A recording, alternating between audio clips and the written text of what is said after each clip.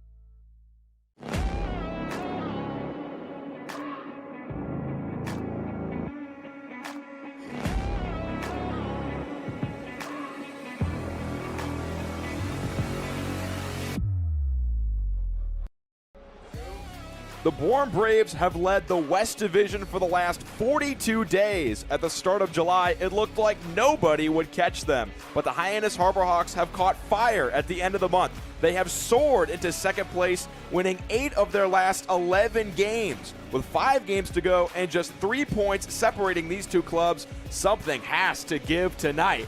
Braves, Harbor Hawks, next on Cape League TV. And with that, we welcome you inside of our broadcast booth for today's pregame show alongside Max Schwartzberg and Charlie Adams. My name is Quincy Bell. Well, if Hyannis wins today, they move just 1 point behind Bourne for first place in the West Division. Max, these two have played each other very tight all season. We should be in for a fun one today. Yeah, it's been a great rivalry over the last couple of years. Of course, Bourne has bounced Hyannis the last couple seasons, so there's a little bit of that in the back of the neck of Hyannis. But at the end of the day, the Harbor Hawks, should they win both these games and Bourne loses their doubleheader, they could come out of today in first place in the West. Well, this will only be a 7-inning game because Hyannis is playing 2 games today. They take on the Harwich Mariners at 6 o'clock. This game was supposed to be played yesterday, but it got moved back because of rain. Charlie Adams caught up with manager Mitch Carricker to talk to him about both games. Charlie Adams here alongside skipper Mitch Carricker pregame ahead of tonight's doubleheader. Coach, 2 days in a row, rained out, now 2 doubleheaders back-to-back to finish off this season, plus one more game. Just a tough 5-game stretch. How's the team going to be able to go through it and potentially take first place here today? Yeah, I mean, I think, we've got to take it one game at a time, 1 inning at a time. I think they're anxious to play. 2 days off is nice, but this time of year, I think when we're playing well, you want to stay on the field as much as you can. So excited to get back rolling today. And you have a pitching staff, of course, that you have to manage through these doubleheaders. How much of a challenge will that be? Yeah, it'll be a challenge. Again, we need you guys to execute, just do their job, and pass it on to the next guy. We need that guy to do his job, and so on and so forth. So if we can do that, we're going to be in good shape. And you have Jonah Barkoff and Raymond Olivas getting the ball between these 2 games tonight. What are you expecting out of them? Yeah, we need 2 good starts out of both of them. They're not going to go super long. Obviously, they're lined up to do some playoff work for us. And so, again, managing that pitching staff is going to be really important. And finally, you've been working on the field all pregame. Any concerns on the field so far? No, Coach Sean did a really good job getting here early, getting it opened up. It's drying out really, really well. So a few spots that we need to touch up right before game time, but it'll play great. All right, Coach, appreciate the time. Good luck tonight. Thank you. Guys, back to you. Well, Charlie, both teams will be starting a left-hander today. It's Jonah Barkoff for the Hawks, Aiden Stillman for the Braves. Both these two have pitched against the other team this season.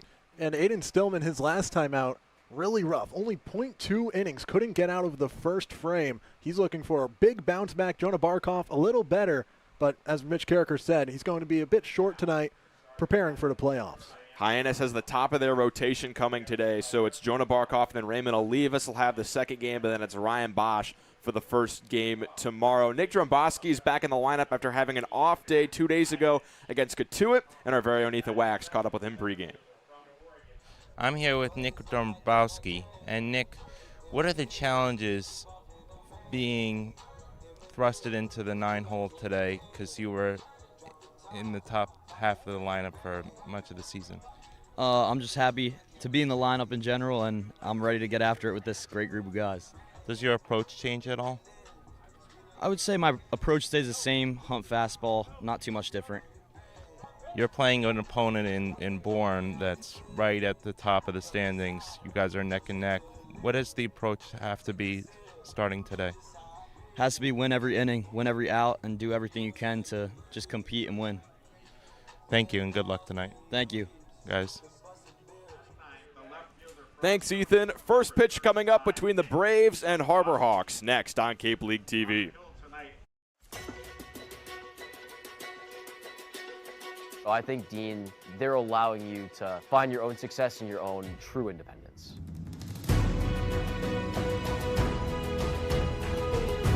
Dean is a whole group of all different kinds of people and communities.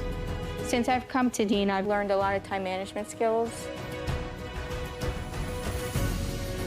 Our community is especially tight-knit, and the majority of our students live on campus. And you are guaranteed 4 years of housing while you attend Dean.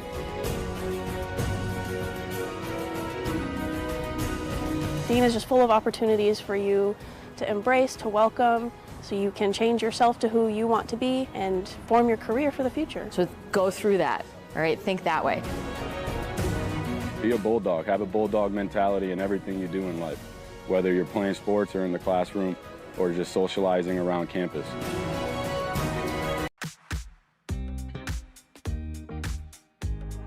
When it comes to delicious food, the best place to start is with great appliances. And Cam Appliances is your one-stop shop for any budget with brands like Thermador, Viking, Bosch, GE, and so much more.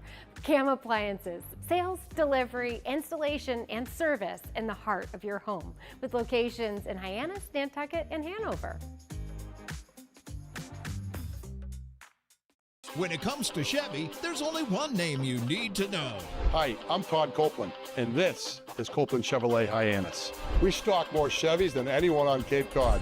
And if you need the best price, just check this out. Copeland Chevrolet has over 200 new Chevys in stock, and they're all on sale today with huge discounts or new lower lease payments. Don't wait. For the Chevy you want and the savings you need, you can count on Copeland Chevrolet Hyannis. CopelandChevroletHyannis.com. From Boston to the Cape, leave the stress behind and travel in luxury, comfort, and style. Sit back, relax, and take in the views Cape Cod has to offer. Every detail handled from pickup to destination. Tired of the drive to the city? Leave the driving to us. Scan now and start planning your next getaway. Bella Luxury Transportation. Leave the driving to us.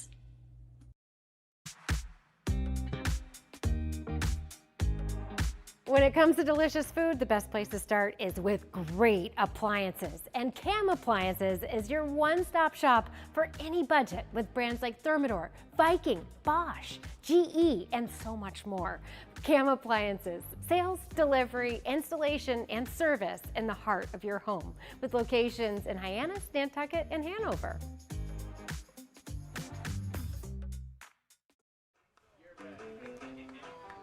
Well, we got a bird in attendance, not an osprey or a harbor hawk. Max, you know what kind of bird that is? Is that just like a gray seagull? I mean, it looks like a seagull, just gray though.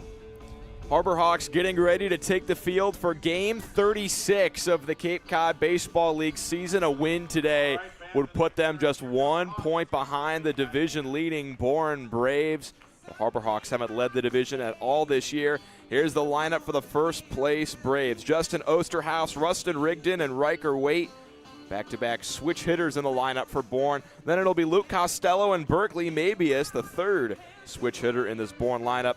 Matt Bolton, Austin Hawk, Ryan Pikatowski, and Elliot Medlock will round out the starting lineup. And they will face the left-handed Oregon Duck, the starter today for the Harbor Hawks, Jonah Barkov. He's been solid this year, 3.68 ERA. His last time out was against these Bourne Braves, and he was really solid. 4 innings of shutout ball, no walks. he has really rounded into form to be a good arm at the back end of this Harbor Hawks rotation. Yeah, he's been great for Hyannis, especially as of late, as you mentioned, and getting a lot of swing and misses. We'll take a look at the defense for the Harbor Hawks. It's Nick Dromboski in left, Jax Jimenez in center, and Clay Thompson in right. Matt Einish at third, Charlie Bates at short, Taylor Kirk at second, Andrew Lamb at first. Caden Miller will be the designated hitter today, and Tyler Lang does the catching for Jonah Barkov. A lot of righties in the lineup for Hyannis, with the lefty starter Aiden Stillman on the mound for the Braves. That bird's still out there on the infield.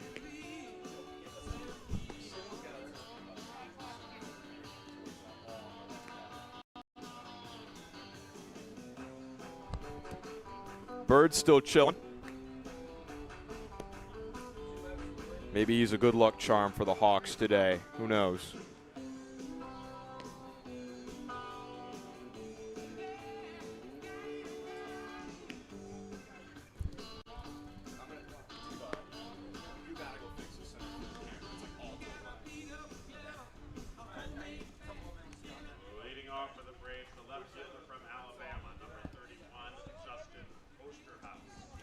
Here's Justin Osterhaus to lead things off for the Braves in game one of this doubleheader.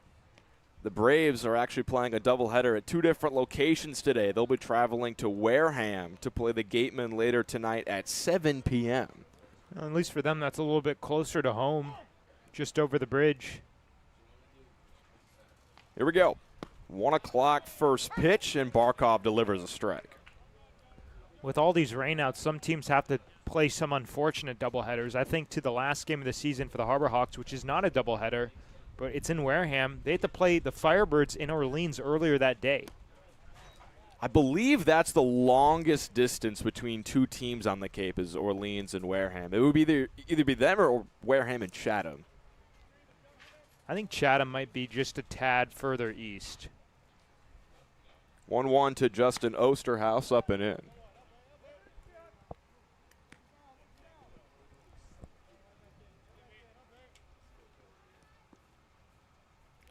Osterhaus had a pretty good game the last time these two met on the 25th in Bourne. 2 hits and a 6-4 Braves win. 2-1 pitch. Lined in the air, right center. Jax Jimenez will give it a look, and glove out number 1.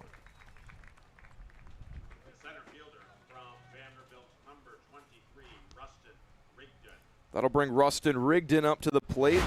Switch hitter will bat from the right-handed side. With that, the Hyannis infield will go into a slight pull shift. Rigdon has played 33 games this summer for the Braves. He shows bunt and pops it up foul. Couple of Vanderbilt Commodores hitting 2-3 for Bourne. Rustin Rigdon and Riker Waite, who's on deck. Both those guys are switch hitters.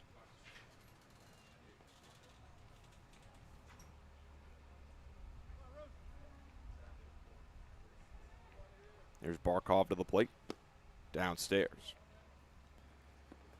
Throughout his 33 games on Cape Cod, Rigdon is hitting .269, on base percentage over .340.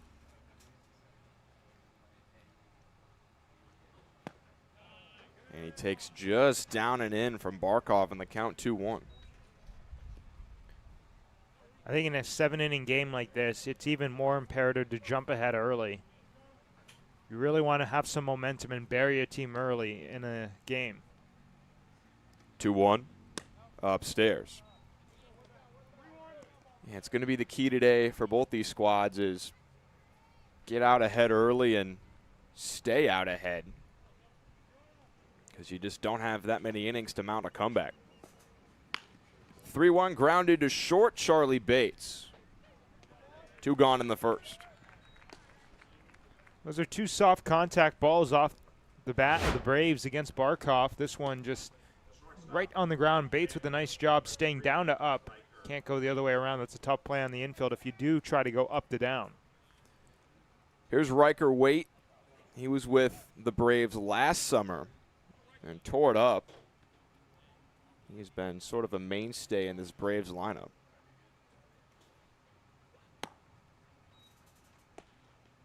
Missed a lot of the summer, though, this year with an injury.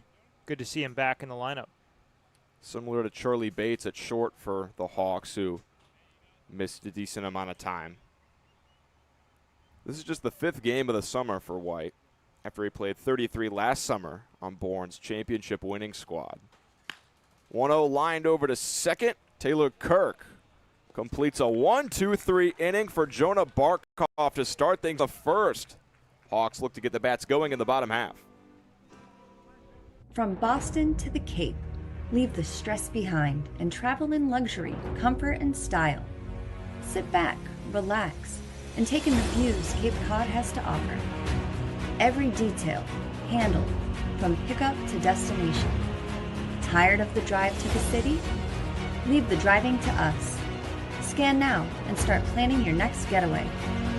Bella Luxury Transportation. Leave the driving to us.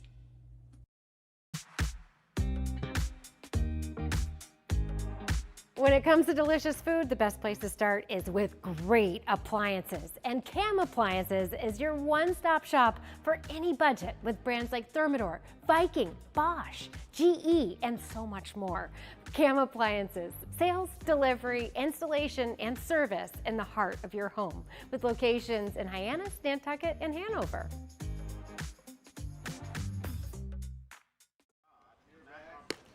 Bottom of the first here from McKeon Park. Let's meet the Harbor Hawks starting lineup in game 1 of this doubleheader. It's Matt Hyannis to lead things off, and then Jax Jimenez behind him. Those two have been red hot as of late, both rocking long hitting streaks. Charlie Bates hits 3rd, Clay Thompson 4th, Caden Miller 5th, Tyler Lang 6th, Andrew Lamb 7th, Taylor Kirk at the 8th spot, and Nick Dromboski will round things out at 9 against the left-handed starter today for Bourne, Aiden Stillman. Last time out against Katuitt, he really struggled, just 2/3 of an inning to the tune of 5 walks and 4 earned runs.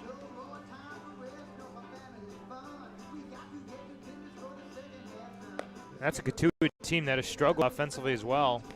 Here's the defense for the Braves. Justin Osterhaus in left, Rustin Rigdon in center, and Matt Bolton in right. Austin Hawk at 3rd, Riker Waite at short, Elliot Medlock at 2nd base, Luke Costello at 1st, and Berkeley Mabius will do the catching today for Aiden Stillman. Matt Hyannis will lead things off, and this guy has been tearing things up since joining the Harbor Hawks mid-season. He has played in 20 games, this being his 21st, and he has hits in 15 of those games. And he's also been very effective against left-handed pitching. He's actually running with reverse splits right now. He's 8 for 17 against left-handed pitching on Cape Cod. And he's ahead 2-0. One home run this season was against a lefty. It was June 30th against Katuitt. Skyscraper to right. 2-0 from Stillman. Fastball called, strike 1. In the first 4 games Matt Hyannis played on Cape Cod, he had 7 hits, including a home run and a double.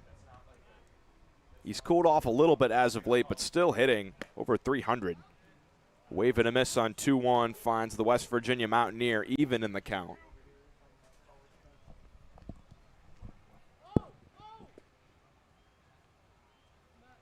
Stillman looking to battle back here and get the first out of his start.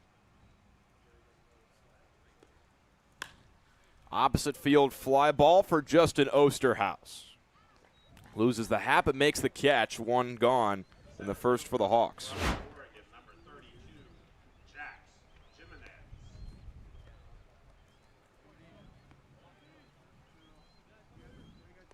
That'll bring Jax Jimenez to the plate. The switch-hitting Oregon Duck will hit from the right-handed side. Currently rocking a 10-game hit streak. The longest streak from a Hawk this season. Big wave and a miss. No multi-hit games, though, in those 10 games. Last time out against Katuitt, 1 for 5 with an RBI single. Against the lefties, he's not been as good, hitting .208 versus the Southpaws. His one home run on Cape Cod did come when he was batting right-handed. 1-1 from Stillman. Fastball just inside. Berkeley Mabius couldn't quite catch that one, and it may have cost him a strike call.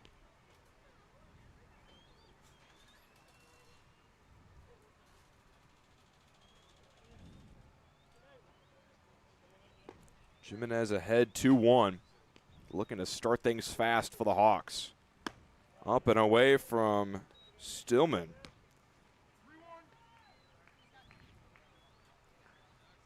Now you got to be sitting dead red on a good 3-1 count, but Stillman just struggling to find consistent command. There's a pitch. And it gets to the backstop.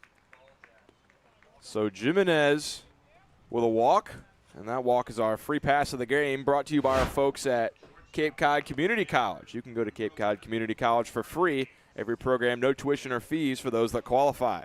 Visit capecod.edu/free to learn more.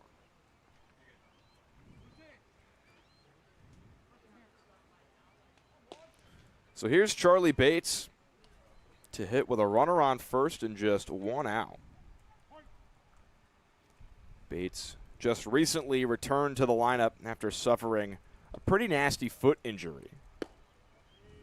First pitch called strike.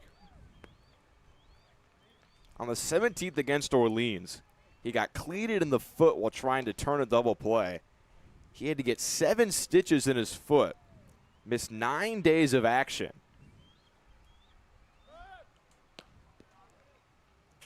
But the Hawks are glad to have him back because he was a main force in their offensive production to start the year. Bates has been around since opening day. Couple of steps for Jimenez at first, and now he goes. Throw down by Berkeley Mabius, not nearly in time. Jimenez takes the bag with ease. I'm astonished Stillman didn't pick off. I mean, he's looking right at him because he's a lefty. Jimenez was maybe 15 feet off the bag with the lead. That's now the 13th stolen base of the summer for Jax Jimenez. He now overtakes Matt Einish for the Hawk lead in stolen bases. 1-1 on Bates. Looking to get the Hawks on the board first. Fouled away. Big gap to right center field. That's kind of Bates's power zone once he gets one out there. If he gets extended, he hangs in there against lefties. Maybe doesn't slug quite as well, but the average stays right at the top. 1-2. Bates has struggled a bit with the strikeout this summer. 32 of them in 26 games played. But a nice take on 1-2 with the fastball away.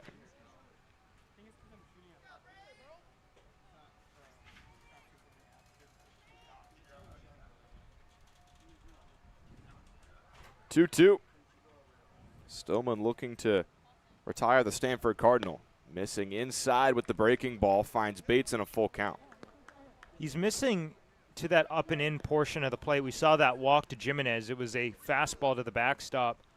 Because he's missing that location, that tells me that he's coming down a little bit late, so his arm is lagging behind. It's a bit of a mechanical issue as well as maybe mental. 3-2. Swing and a foul tip. Mabius again can't quite hang on to it, and Stillman doesn't get the strikeout. And that really hurts if you're Bourne. Extra life for Bates, who can make it hurt.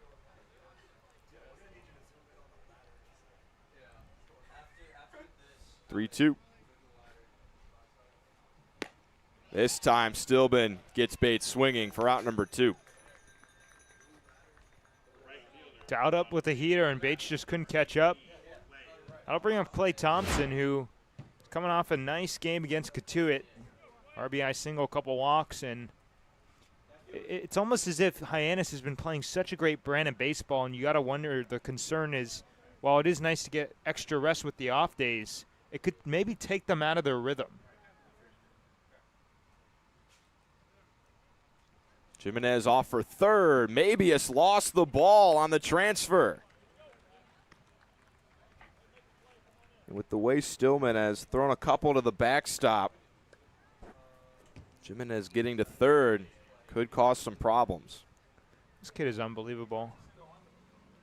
He's got crazy speed and a great feel for the game. 1-0, Thompson takes a called strike. You know, base running isn't just about pure speed. It's also about just like kind of a feel for pass balls, wild pitches, reading outfielders, and understanding when you can go. There's a lot of decision-making that's overlooked. 1-1 to Thompson. Called strike two. A nice location on the heater from Aiden Stillman at 94 miles an hour.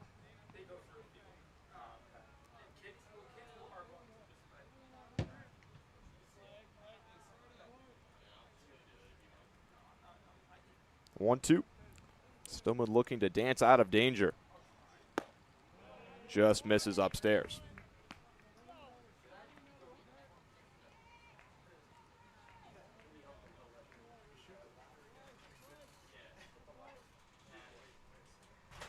Jimenez on third, 2 out. Hawks looking to get out in front. Thompson stays alive.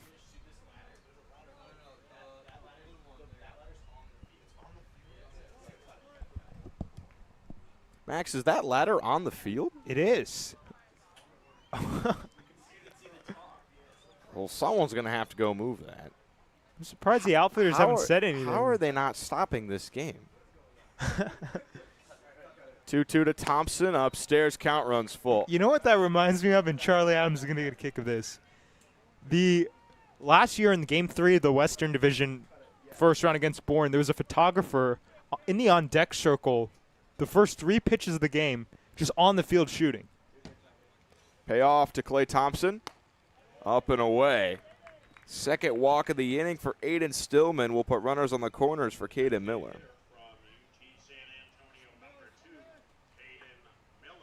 Like, what if there's a fly ball out there? You just got Rustin Rigdon and Justin Osterhaus, the center and left fielders for Bourne. I mean, I hope they don't have to crash into that thing out there. Wow.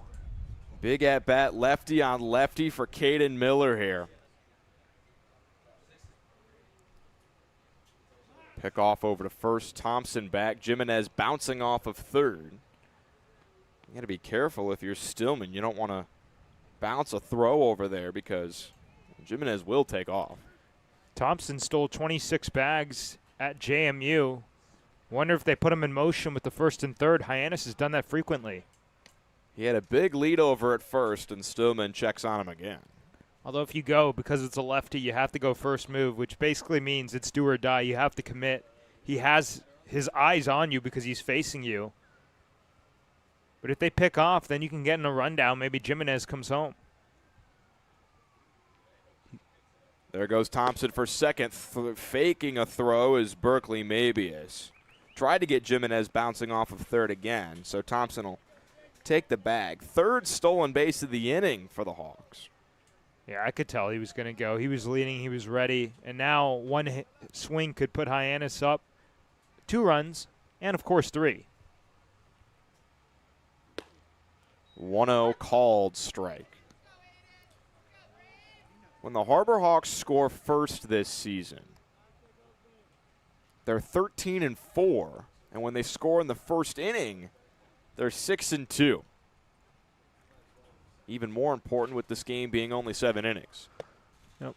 Breaking ball called, strike on the outer edge to Caden Miller. That was a nice pitch from Stillman at 86.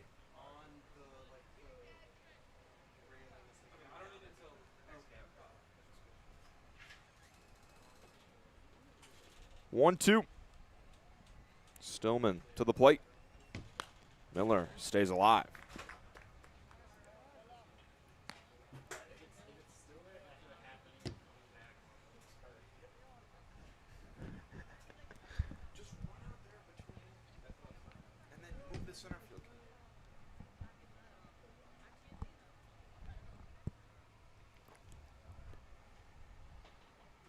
1-2 bounces, but Mabius keeps it in front of him to keep Jimenez planted at third base. 2-2 out, bottom of the first. 2 in scoring position for the UTSA Roadrunner, Caden Miller.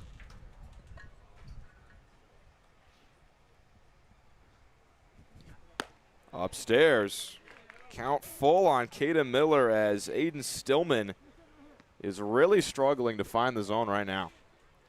It's been a struggle this whole inning. He's now 30 pitches deep, just 14 of them going for strikes. Full count, Miller spoils another one.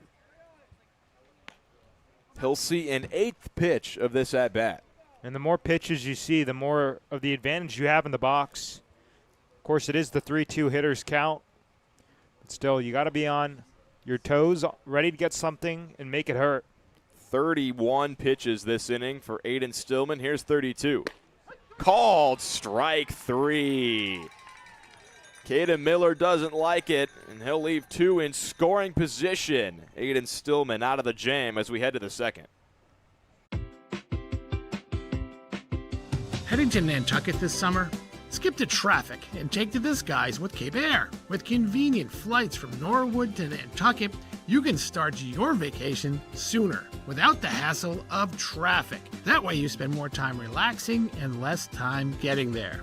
Experience the Cape Air difference and book your next flight today at capeair.com. Let Cape Air be your wings in the Northeast. At Cape Cod Healthcare, we're committed to excellence and compassion in everything we do, like helping people maintain their active lifestyles. Our innovative orthopedic program combines advanced techniques and leading-edge technology with highly specialized teams, including our nationally recognized Center of Excellence for Joint Replacement. Our focus is getting you back to doing the things you love, in the place you love. The Center of Excellence and the quality of care that we can deliver makes all the difference to the patients. They understand that they can get the best care right here on Cape Cod. Top of the second inning here from McKeon Park, and a member of the Bourne Braves bullpen has gone out there and grabbed the ladder that was just sitting in the outfield. They let that whole first inning go on with just a big blue ladder sitting in left center field, but good thing that somebody took charge and got that off the field. That thing is not easy to carry. I mean, he was running initially, but it's kind of bulky, it's kind of wonky, it's not really made to run with. Respect for that guy to take the player's safety in consideration. 4-5-6 due up for the Braves. Luke Costello, Berkeley Mabius, and Matt Bolton. Jonah Barkov was really efficient in his first inning of work. With the playoffs upcoming, Hyannis doesn't want to push their starters too much because ultimately the playoff games are what matters. Hyannis has already clinched a berth. So it might be a short start for Jonah Barkov. He threw just 11 pitches in that first inning. He might go 3 innings or 2 innings today. First pitch to Luke Costello, fouled straight back. Well, the skipper spoke about that before the game. Just, of course, navigating the doubleheader one, but also he wants to get these guys ready for the playoffs because they're going to be, these are your top guys to start a playoff series this upcoming week. 0-1. Costello takes outside.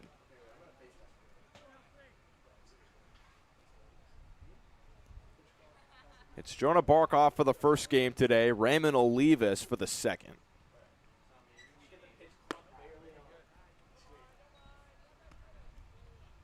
And then tomorrow, it'll be Ryan Bosch for game 1 against Falmouth and Kevin Robinson for game 2 against Katuitt. And that's going to be the starting rotation come postseason time.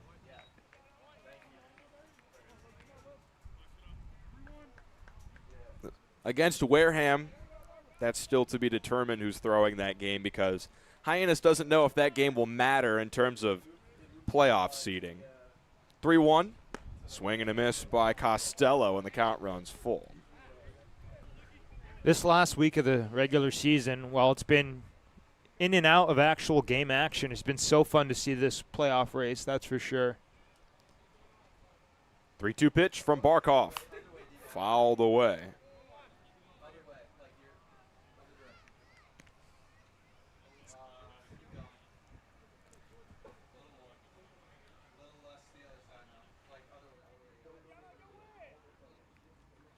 Another payoff. Foul tip into the mitt of Tyler Lang, strike 3. Jonah Barkov has the first K of his start to begin things in the second. The good old backdoor bender. Got a piece of it, but that's great pitch selection by Jonah Barkov, who is really getting great feels for his pitches throughout this stretch here on the Cape. Came towards the back end of June and has just been so dominant recently. Chopped foul on the first pitch to Berkeley Mabius. Mabius, one of 3 switch hitters in this Bourne lineup.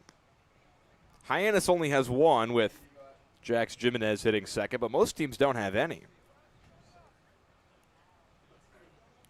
Mabius is actually teammates with Hyannis switch hitter Jax Jimenez. Both those two are Oregon Ducks. 0-1 misses, and the count is now 1-1 on the Braves catcher today. Mabius has had an up and down summer on Cape Cod. Through 16 games, he's hitting 189. 1-1, he crushes one on a line out to left. Dromboski can't get there, it's off his glove. Throw comes all the way in towards second base where Mabius has a stand-up double. Well, let's take a look at the pitch. Wants it down, and that one leaks middle. Dromboski, a pretty great effort on it. Able to get some leather. That's one that he says that he probably wish he made. But at the end of the day, you still got one out and a chance to get right back into this with a good left-on-left matchup. Matt Bolton into the box. Mabius also just hit a double off his teammate at Oregon, Jonah Barkov. A lot of Oregon green in this game. Bolton takes down and away on pitch number 1.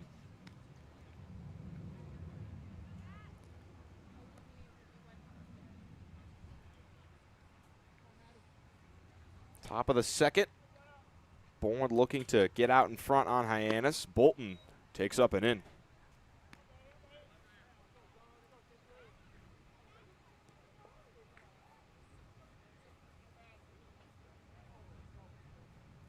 .250 average for Bolton with a .717 OPS.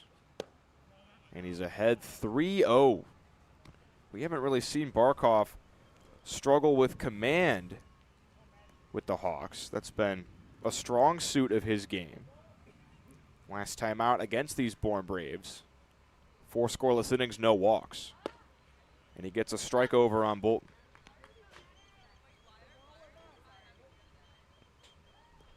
Through his first 4 starts, over 14 innings, he's only walked 3 batters.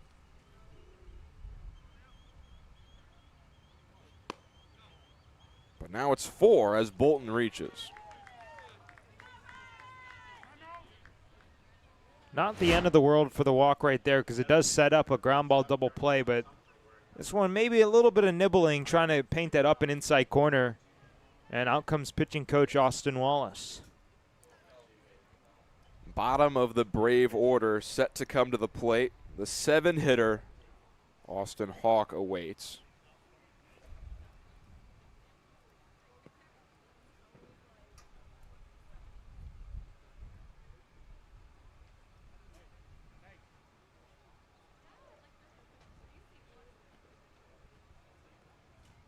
And Bourne had a completely different guy getting set to hit.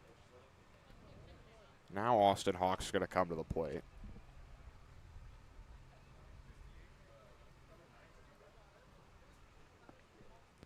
Hawk, a 5'10" infielder from Wake Forest.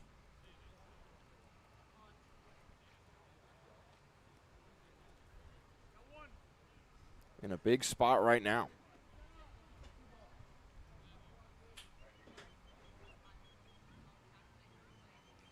There's Barkov. Fastball just misses away.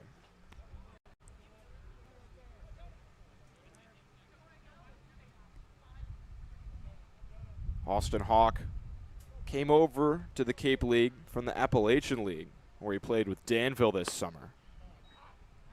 In 22 games, he hit .333, OPS over 1,000 with 4 home runs. On the Cape, he's still looking to find his footing. 172 average with 5 hits in his first 29 at-bats. Skied in the air, foul territory. Andrew Lamb doesn't have enough room.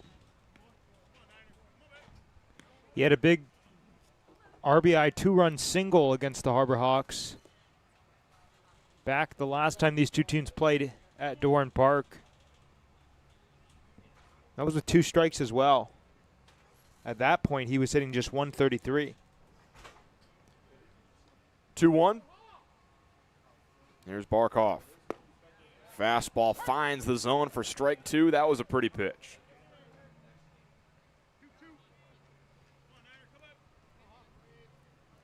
First and second, 1 out. Barkov looking to either roll a double play or find a K. Strike 3 called.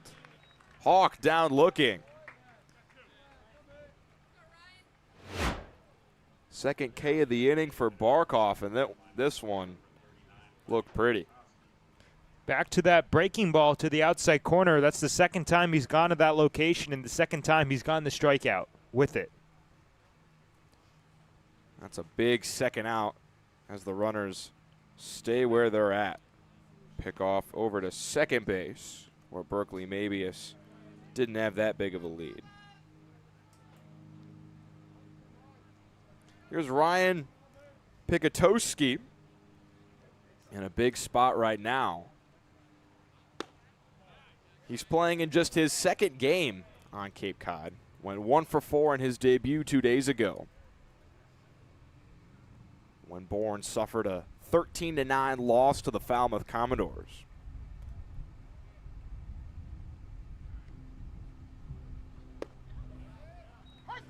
Bourne found themselves down 10-0 in that game. They rallied all the way back to make it 13-8 in the 9th inning, but the comeback fell just short.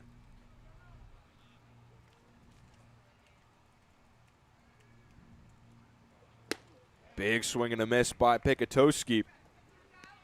And it's now 1-2.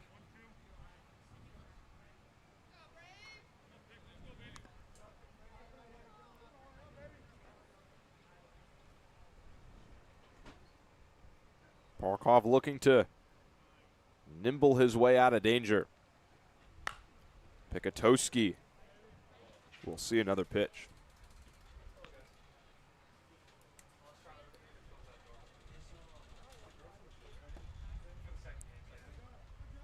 "24 pitches in the inning for Jonah Barkov. He's now at 35 on the day. Only 18 of them have been for strikes. 1-2. Pikatowski staying alive again. There's been a little bit of movement in the Hyannis bullpen with this game being only 7 innings. We saw Braden Sharp taking a few throws earlier.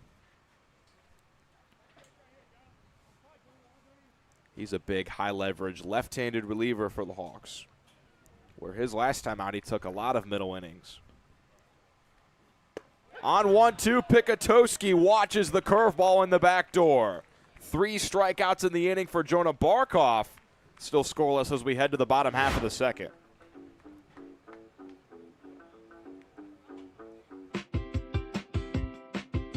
Heading to Nantucket this summer?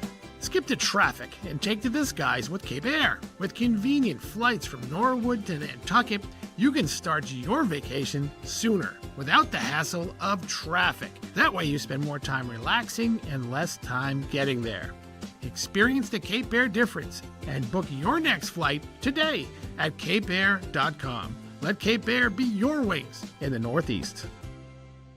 At Cape Cod Healthcare, we're committed to excellence and compassion in everything we do, like helping people maintain their active lifestyles. Our innovative orthopedic program combines advanced techniques and leading-edge technology with highly specialized teams, including our nationally recognized Center of Excellence for Joint Replacement. Our focus is getting you back to doing the things you love, in the place you love.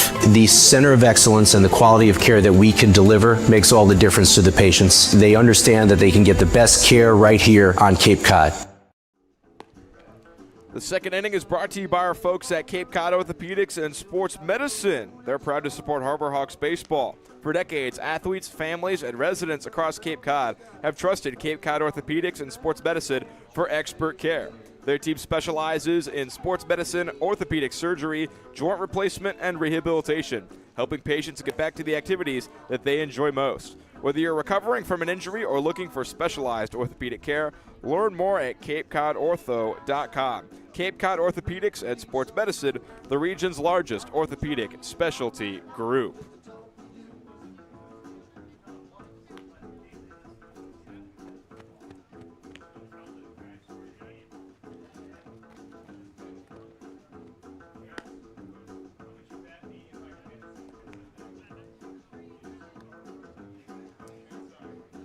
Aiden Stillman out for his second inning of work for the Bourne Braves.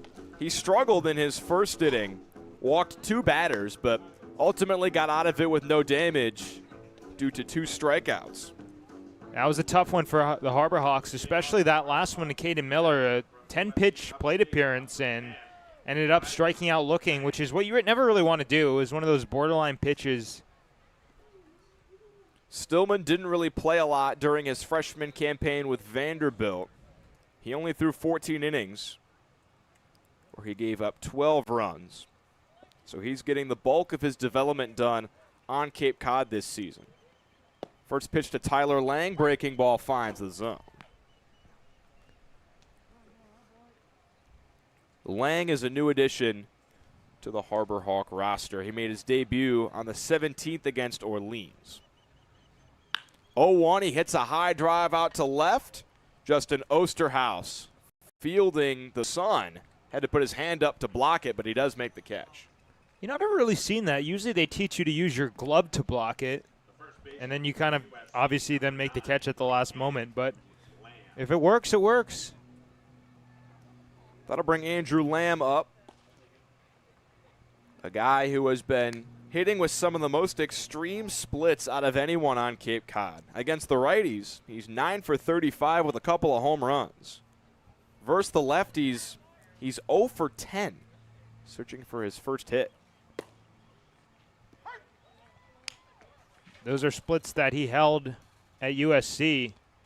He hit over 300 against righties and then against lefties. That dropped down to the 240 range, but the big drop-off was the power. 0-1 from Aiden Stillman. Front door breaking ball called strike 2. I think nowadays with like this next generation of kids, parents are actually not having their kids hit left-handed as much as they used to, just because of how difficult the left on left is. On 0-2, Lamb watches a fastball up and away. And you figure when there's a righty on the mound and you're hitting righty, you just become so used to it as a kid. It doesn't have as much of a funky arm angle that a lot of guys honestly just prefer hitting the same side matchup. And it's not really much of a big number drop-off, so the lefty batters is less. 1-2, Lamb takes inside and had to get out of the way of that heater at 92. There are 4 switch hitters in this game, 3 for Bourne, 1 for the Hawks, and that's really something you don't see people do too often anymore. Even now's 2-2 Lamb down the line and left. It drops in. He has his first hit versus a left-handed pitcher, and he's looking for 2. He's in there safely as the ball skips in. Gotta love the double. Hustle double for Lamb. That ball actually hit off him when he was sliding in. Just tucked it fair, and now it's go, go, go. Look at that. Right off his oblique. Seems to be okay. It's hard to not smile when you just hit a double.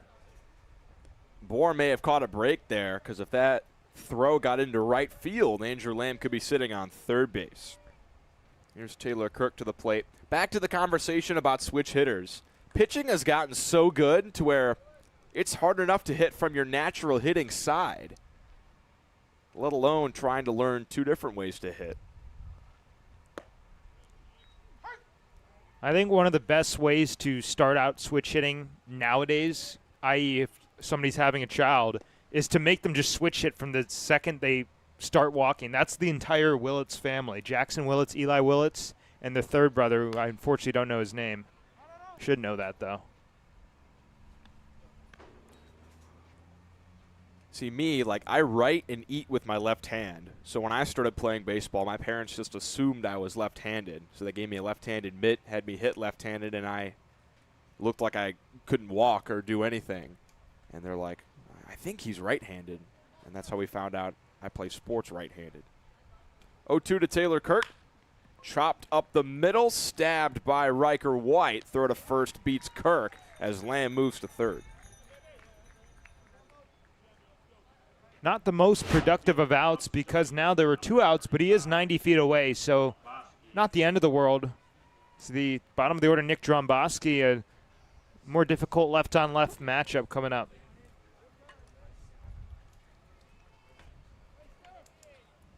Dromboski, new to the Cape as of a couple days ago. He's only played in 4 games for the Hawks. He had hits in his first 3.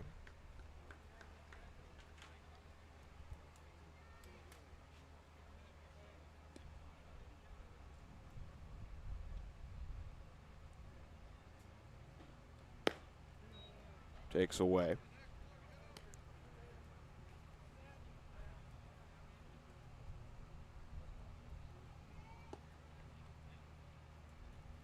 Lamb on third, 2 out.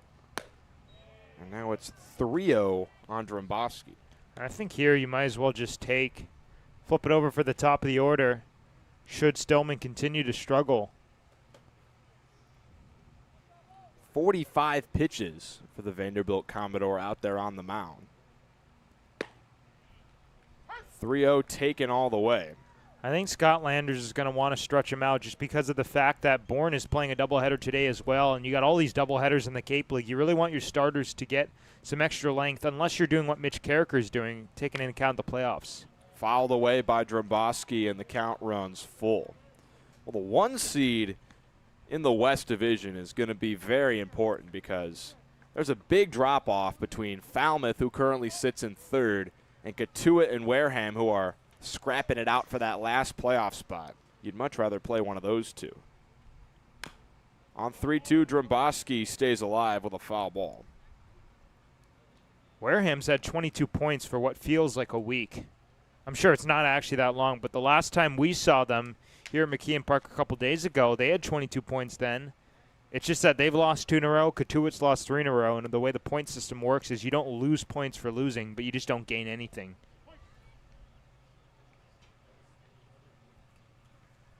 Payoff to Dromboski.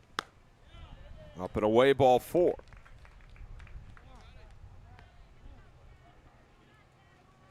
And also, if you get the number 1 seed and you win your first round series, you get home field advantage again for the second round. That'll be huge as well. That's why everybody wants to win the division, because it's home field advantage guaranteed for the entire playoffs. Or at least until the championship series. I believe it's overall record then. Well, we talked about Cotuit and Wareham battling things out for that last playoff spot. Wareham in the bottom of the second right now, up 4-0 on Cotuit, and they got runners on the corners with 1 out looking for more. They're about to tie things up in that race. I believe their worst record was 3-14 in June. Another check over by Aiden Stillman. There are 9 games being played on Cape Cod today. With so many doubleheaders, I believe everyone except for Falmouth and Harwich is playing 2 games. Crazy stuff. A lot of jockeying for position today. Hyannis takes just outside. Stillman's pitch count is really starting to get up there. Nobody warming up in the Bourne pen. I think that's exactly what we were saying, that Scott Landers really wants him to get some length out of Stillman because of all the games. Another check on Dromboski. He's back with a dive.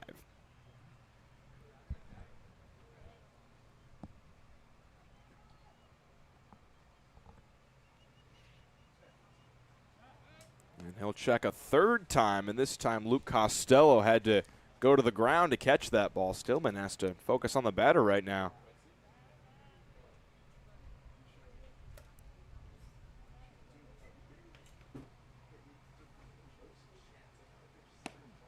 Way high on the 1-0. That's 51 pitches for Stillman. Only 27 have been for strikes.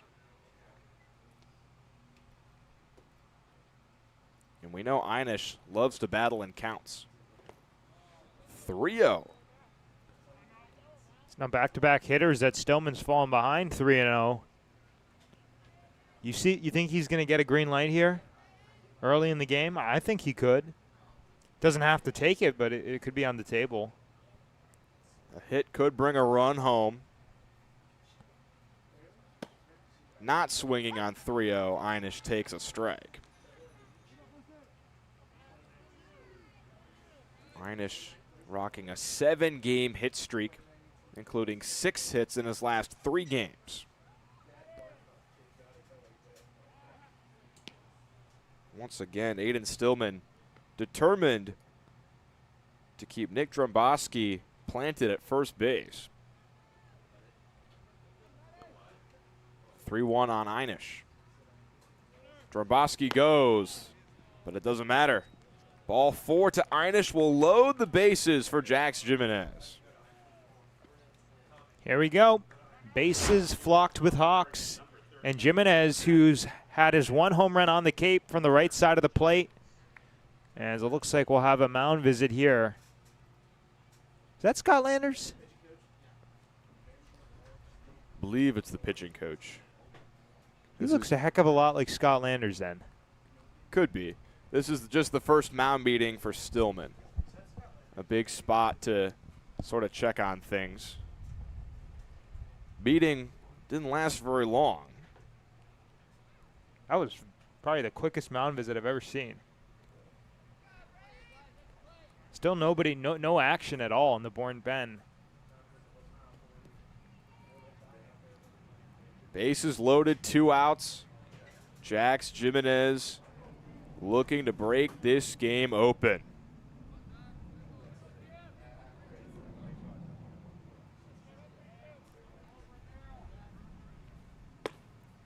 First pitch, Bender called strike 1.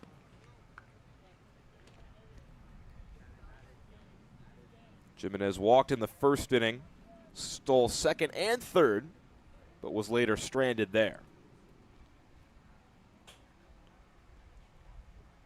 Lined up the middle, threw for a base hit. Lamb will score. Dromboski gets the wave. Throw from Rustin Rigdon. Up the line. Hawks out in front early.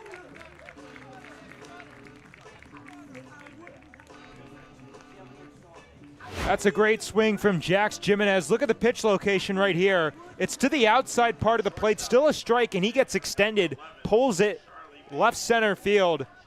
Dromboski almost fell around when he was rounding third. Was basically falling and running for like 10 feet, but stayed on his feet, was able to come around and score.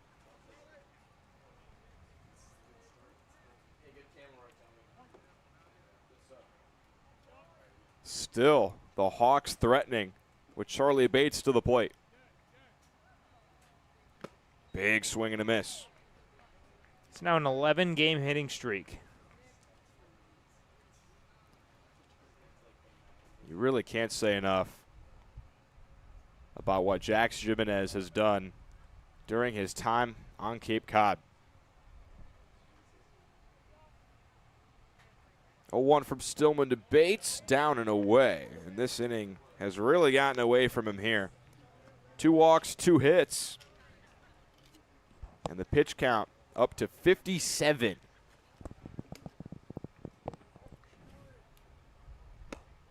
Bates behind 1-2 now. Bates struck out on a fastball his first time up. So it looks like he's having a bit of trouble catching up to Stillman's heater. Stillman looking to get out of this with only the 2 runs. Can't quite get the call on the outer edge. 2-2 on Charlie Bates.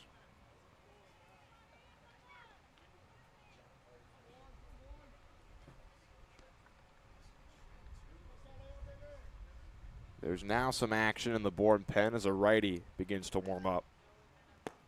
Check swing, but a full swing called by plate umpire Sam Flynn will retire the side. 2 runs on 2 hits, no errors, and 2 runners left on base. We head to the third. Hawks up 2-0. Life can be full of surprises, but Eastern Propane and Oil is always just a call away. With a local team member available 24/7, we're always ready to support you when you need it. With an Eastern Propane and Oil technician on the way, your family's comfort is our priority. Our local team, over 500 strong, ensures your home is comfortable and warm. Eastern Propane and Oil, a local team with 24/7 service and delivery, ensuring comfort when you need it most. Wherever you need to go, arrive in comfort, style, and complete peace of mind. From seamless rides to and from Logan Airport, to the energy of the big game in the city, to unforgettable weddings, proms, and nights out with friends. Bella Luxury Transportation is there every step of the way. No stress, no driving. Just sit back, relax, and enjoy the experience. Bella Luxury Transportation, leave the driving to us. The lights at McKeon Park stay bright all season thanks to the Knack Cape Cod. The Knack offers 2 locations, Hyannis and Orleans, both offering delicious burgers, tacos, sandwiches, and more. Visit theknackcapecod.com to order online today. The Knack Cape Cod is proud to be the Light Up the Park sponsor for the Hyannis Harbor Hawks all season long. Top of the 3rd inning here from McKeon Park, 2-0 Harbor Hawks, and they'll turn to a new pitcher. It's the UC Santa Barbara Gaucho, Van Froling, who has been up and down throughout his time on Cape Cod, but last time out against the YD Red Sox, 2 innings, no hits, no walks, and he earned the save. Maybe not his best outing. I mean, it was amazing. His best outing was 4 scoreless, but it was definitely his most impactful outing. He came in with runners on first and second, the tying run on second base, and got 6 outs in 5 batters, a double play, and a 1-2-3 9th inning. After getting the final out in the 8th, the guy was unbelievable for the Harbor Hawks. Final line for the Harbor Hawks starter, Jonah Barkov. 2 innings, 1 hit, 1 walk, struck out 3, and didn't give up any runs. First pitch from Froling as Hyannis moves from one lefty to another. This game is very important to both sides. Bourne sitting just 3 points ahead of Hyannis for first place in the West.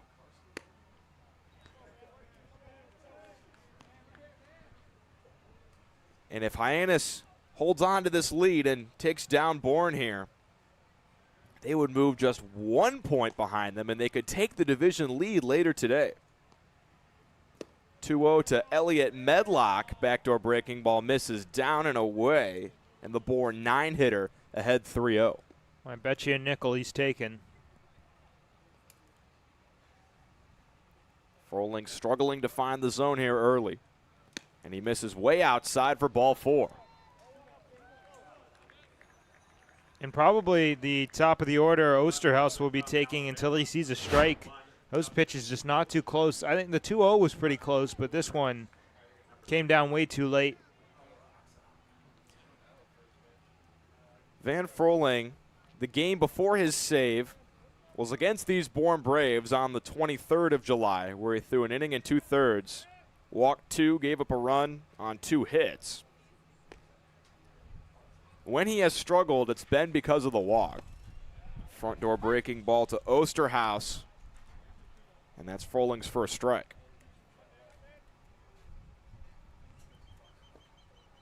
He's been very effective, however, against the left-handed hitters. As that one runs inside and hits Osterhaus in the arm. And things are quickly getting away from Van Froling here. That one a really painful one. Osterhaus going to definitely take his time getting down. It's that same miss up and in to a lefty. He's just coming down a little bit late, so the arm is lagging behind. And with that lag, it goes well inside. So now a big spot for Rustin Rigdon. The Braves have 2 on and nobody out after just 6 pitches and 1 strike from Van Froling.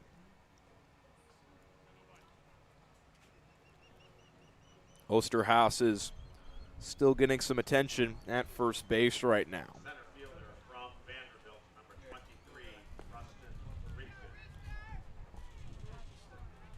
And here's Rigdon, the switch-hitting Vanderbilt Commodore. again from the right-handed side. 0 for 1 today with a ground out in the first inning. Froling gets a fastball over. Took a little bit off it to get it just at 89, but that's exactly what you need to do. Start peppering the zone and find your pitch. Bunt shown and pulled back by Rustin Rigdon. This is a textbook sacrifice situation if Bourne wants to put guys on second and third with only the one out. Or Rigdon could beat it out and load the bases. You never know. He's showing again, and he gets it down the third base side. Froling turns, fires, just in time to get Rustin Rigdon. Great play by Froling. He had to spin around because he's a lefty, and Rigdon has good speed. We just saw it there. Narrowly beats it out. But 2 in scoring position for the Bravos with just 1 out, so a fly ball or a ground ball will get it done. I doubt Hyannis will bring the infield in. Unless, no. Andrew Lamb was asking. Controlling a 2-run lead early, Hyannis not opting to risk it. First pitch to Riker Waite, well up and away from Froling.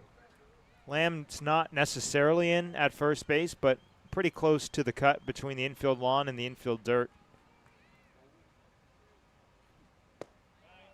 Big breaking ball at 75 miles an hour finds the zone on Waite.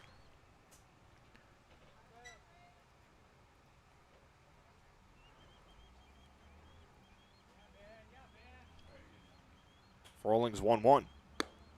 Check swing, appeal, no swing. Waite was able to hold up that time.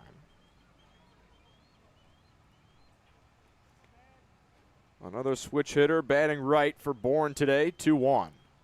Way up and away. 3-1. Riker Waite is not the guy you want to miss a pitch against. Very strong hitter for Bourne last summer, making his return in 2026. On 3-1, he tips one into the mitt of Tyler Lang, and the count runs full. Pitching for a strikeout here, that's for sure. Could be a productive out for Riker Waite should he hit one in the air or send one on the ground, but Froling wants to kill 2 birds with 1 stone. Payoff. Called strike 3. Riker Waite thought he had ball 4, but Sam Flynn gives him the bad news. Perfect spot for Froling. Definitely thought he had ball 4, but that part of the plate has been called pretty consistently. And now with Luke Costello up, Bourne maybe wishing that they didn't lay down that sac bunt with Rustin Rigdon. Because sometimes you lay the bunt down and then you get the productive out, but other times the next guy just strikes out. And now you need a hit from Costello with 2 away here.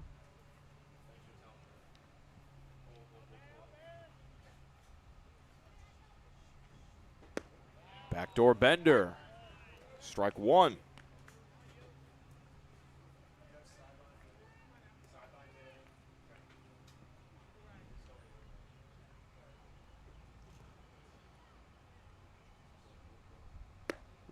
A big swing and a miss by Costello. Late on the 92-mile-an-hour heater. That's one thing that Froling has. Slow curveball and a fastball in the 90s. A big speed differential to keep hitters off guard. 1-2 from Froling. Misses well high with the heater. That's the one issue he's had this summer is when he misses, the pitches aren't really competitive. They're sort of way up in the zone or they hit batters. But when Froling works in the zone, he's as good as any Hyannis arm. 2-2. Tipped into the mitt of Tyler Lang, strike 3. Froling ends the threat after back-to-back strikeouts. Before we head to the bottom half, we'll send things down to the sidelines where our very own Ethan Wax has a report. Opportunity. Hyannis has a golden chance at their fingertips as they enter tonight just 3 points out of first place in the Western Division. They have a chance to pull to within 1 point with a win today. I had a chance to speak with Taylor Kirk prior to the game about the opportunity that they have and to give him his thoughts about what could happen today with a win. And he just treats it as just another game. Trust me, folks, it's not just another game. They're just a point back if they win tonight. So they are just laser focused, they told me. And it's just all about trusting the process. And I spoke to Nick Drombowski, prior to the game as well, and he said that the 2 days off due to rain, he views it as a positive, because having 11 games in 11 days is no easy test, and it would allow them to be fresh for the playoffs. Big opportunity, big night. Hyannis has an opportunity tonight like no other, and they have to seize the moment. Guys, back to you. Hey, Harbor Hawks fans, don't let bridge traffic throw you a curveball. Cape Cod Gateway Airport is your ticket to hassle-free travel. Located right here in Hyannis, we connect you to Boston, the islands, and beyond with daily flights and easy parking. Spend less time driving and more time at the ballpark. Learn more and plan your next getaway at flyhya.com. Cape Cod Gateway Airport, supporting our community one flight at a time. 4, 5, and 6 due up for the Harbor Hawks in the home half of the second inning as they lead Bourne 2-0 in Game 1 of this 7-inning doubleheader. Bourne sitting just 3 points ahead of the Harbor Hawks for first place. But a win for Hyannis could push that to just 1, and they could maybe take the division later today. A lot of pressure in these next 2 games. It looked like at the start of the season no one was going to contend with Bourne for the division, but the Hawks have caught right up to the back of them, winning 8 of their last 11 games. Fresh dose of Hawk in the rearview mirror. Thompson takes inside. Clay Thompson walked in the first inning, later stole second base, but was stranded there. James Madison Duke has found himself in the middle of this order ever since arriving with the Hawks. 2-0, well up and away from Aiden Stillman, who has really struggled on the mound to start things for Bourne. He has now thrown 64 pitches. Only 33 of them have been for strikes. He's already walked 4 batters. Thompson might make it 5. Fastball called strike on the inner edge. Clay Thompson broke out of a bit of a slump last time out against Katuitt. Had a big RBI single to start things at Lowell Park. 3-1 popped in the air, foul territory. Luke Costello gives it a look, but he has no room. That was a big win for Hyannis over Katuitt. They won the season series in the Battle of Barnstable. Those two play for a trophy, and it was the first time Hyannis had won that trophy since 2015. We got to look at it, and we were like, that's a lot of Katuitt Kettleers on that trophy. COVID-19 took 1 year, too, before Hyannis in the last 10 years, but that narrative is over. We talked to General Manager Nick Johnston after that game, and he was talking about how good it felt. 3-2 to Thompson, fouled straight back. And that was just a big win for Hyannis, because entering the day, they were 5 points behind Bourne.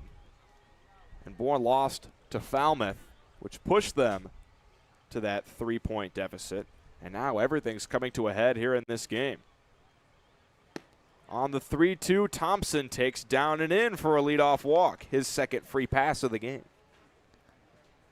I was going to make a basketball pun with Thompson in there when you said 3-point deficit, but this guy's getting a lot of free passes, and that puts a lot of speed on the bases. This one was a pretty close pitch. Let's take another look. That's down. Good lead from Thompson. He's stolen 3 bases over his last 2 games. Of course, stole 2 against the Kets on the 28th. That's it for the starter, Aiden Stillman. New Bourne pitcher coming in. We'll tell you about the right-hander when we come back on Cape League TV. Your future begins at Dean College. Make a difference. Leave your mark. Break the mold. Be a leader. Achieve unimagined heights. Believe in yourself. Make lifelong friends. This is your time. Your place. Your home. Your Dean. It all starts here at Dean College.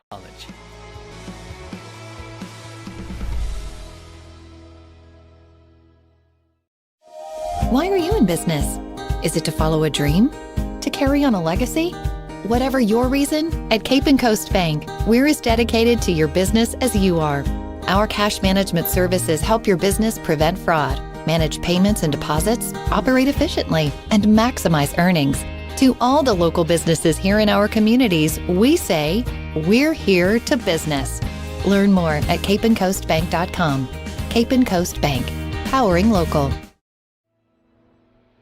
Your future begins at Dean College. Make a difference. Leave your mark. Break the mold. Be a leader. Achieve unimagined heights. Believe in yourself. Make lifelong friends. This is your time. Your place. Your home.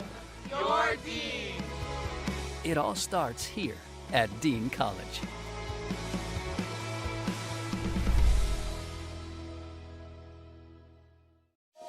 Why are you in business? Is it to follow a dream? To carry on a legacy? Whatever your reason, at Cape and Coast Bank, we're as dedicated to your business as you are.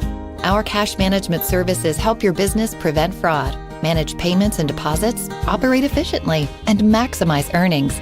To all the local businesses here in our communities, we say, we're here to business. Learn more at capeandcoastbank.com. Cape and Coast Bank, powering local. Bottom of the third inning here from McKeon Park. New pitcher on the mound for the Bourne Braves. It's Ben Deem. His last time out was on the 23rd of July against these Harbor Hawks, where he made the start and threw 4 shutout innings, walked 2 and struck out 4. Max, the Duke Blue Devil has been really solid on Cape Cod this summer.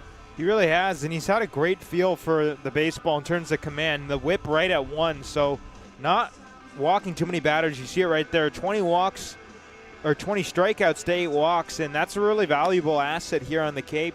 It's been really strong for Scott Landers.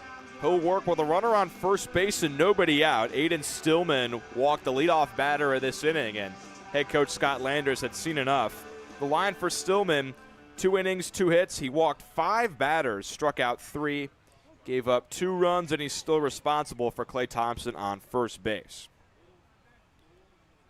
Caden Miller will now hit against a righty for the first time today. He struck out against Stillman in the first frame. Here's Dean. First pitch swinging by Miller. Sliding stop by Medlock, but it squeaks off his glove, and Thompson's going for third. He'll get in there, and quickly, Hyannis threatening for some more runs. That's great heads-up base running because Thompson slid into second base, but he kept his eye on the ball. A lot of times guys will just get into the next bag and then just pick up their third base coach or just look down. He knew exactly what to do to continue to run. It's the little things that add up, doing those things right. Big spot here for Tyler Lang. 0 for 1 today with a flyout. He had a big hit in Tuesday's win over Katuitt. An RBI double started the scoring for the Hawks. It was a 2-run double, smash down the line. First extra base hit for Lang. It was his first multiple RBI hit as well. Really got him out of what was a big slump. 0-1 gets away. Here comes Thompson. 3-0 Hawks. And that further amplifies that base running for Thompson because he would have just been on second base if he stopped on the play prior. Then he would have moved up to third. Instead, it's a Hyannis run. Caden Miller moves to second base. And the Hawks are looking to put this one away early. Already up 3-0 in the third. And with this game being a doubleheader, we're only playing 7 innings today. So essentially kind of like the 5th inning at this point. Lang showing a bunt right now, and he gets it down. Miller will move to third. Dean with a long underhanded flip for the first out. And small ball has worked for the Harbor Hawks down the stretch in this last part of the season. Really nice bunt by Lang, moves him up 90 feet. Hyannis has loved going to the small ball late this season. Seems like whenever they get a guy on second base, they're moving him to third and then getting him around. That's what J.C. Davis said, that it's their brand of baseball after the Cotuit win. J.C. Davis has been the king of laying down bunt singles, beating out infield throws. He's getting an off day today. We might see him in the second half of this doubleheader. Speaking of double, that's what Andrew Lamb had in his first at-bat against Aiden Stillman. He later came around to score on a 2 RBI single from Jax Jimenez. Infield coming all the way in for the Bourne Braves. And we know how hard Andrew Lamb hits the ball. Seems like everything he puts contact on is over 100 miles an hour. So if he puts a hard ground ball here, it's going to be really tough for these Bourne fielders to get a glove on it. Miller at third with 1 out.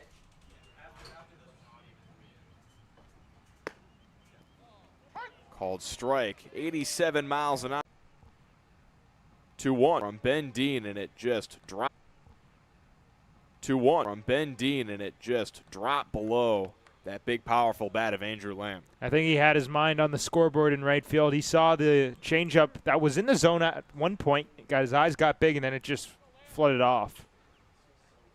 2-2. Swing and a miss. Dean elevates the fastball at 94 and puts Lamb down on strikes. That's a really great battle back from Dean, especially when you fall behind 2-1 to come back with 2 straight swinging strikes. Just changing the eye level on Andrew Lamb, and he couldn't catch up.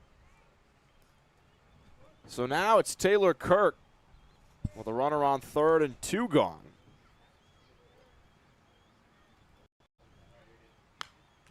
Kirk has been a guy who has really produced with runners in scoring position this summer. 9 for 34, 9 runs batted in. For the former Fordham Ram, moving to UCLA next spring out of the transfer portal. Currently rocking an 8-game hit streak. He has really turned things around after a slow start to his summer.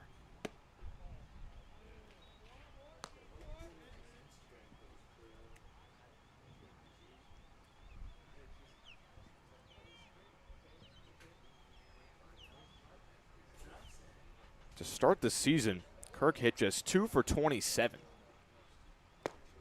Big cut and a miss as Dean goes back to the changeup. He's arguably been Hyannis' best hitter over the last week plus 2 weeks. And it's really the quality of plate appearances, just such a big difference. He's jumping ahead. He's working back when he's behind, as he is here. 1-2 from Ben Dean. Grounded over to short. Riker Waite fields, throws across, and he just does beat Kirk to the bag.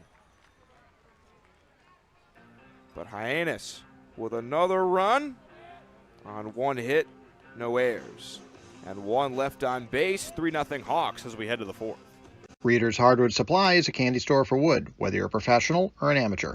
Reader's Hardwood Supply carries over 70 species of both domestic and imported lumber from around the world, displayed in over 300 self-serve bins for your selection. So for your next project, make it your masterpiece with stock from Reader's Hardwood Supply.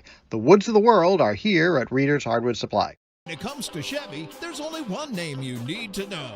Hi, I'm Todd Copeland, and this is Copeland Chevrolet Hyannis. We stock more Chevys than anyone on Cape Cod. And if you need the best price, just check this out. Copeland Chevrolet has over 200 new Chevys in stock, and they're all on sale today with huge discounts or new lower lease payments. Don't wait. for the Chevy you want and the savings you need, you can count on Copeland Chevrolet Hyannis. CopelandChevroletHyannis.com. Cape Cod 5 is proud to be the official banking partner of the Cape Cod Baseball League. Cape Cod 5 offers a broad range of financial products and services tailored for every stage in your financial journey. Reach out to us. We're here to help.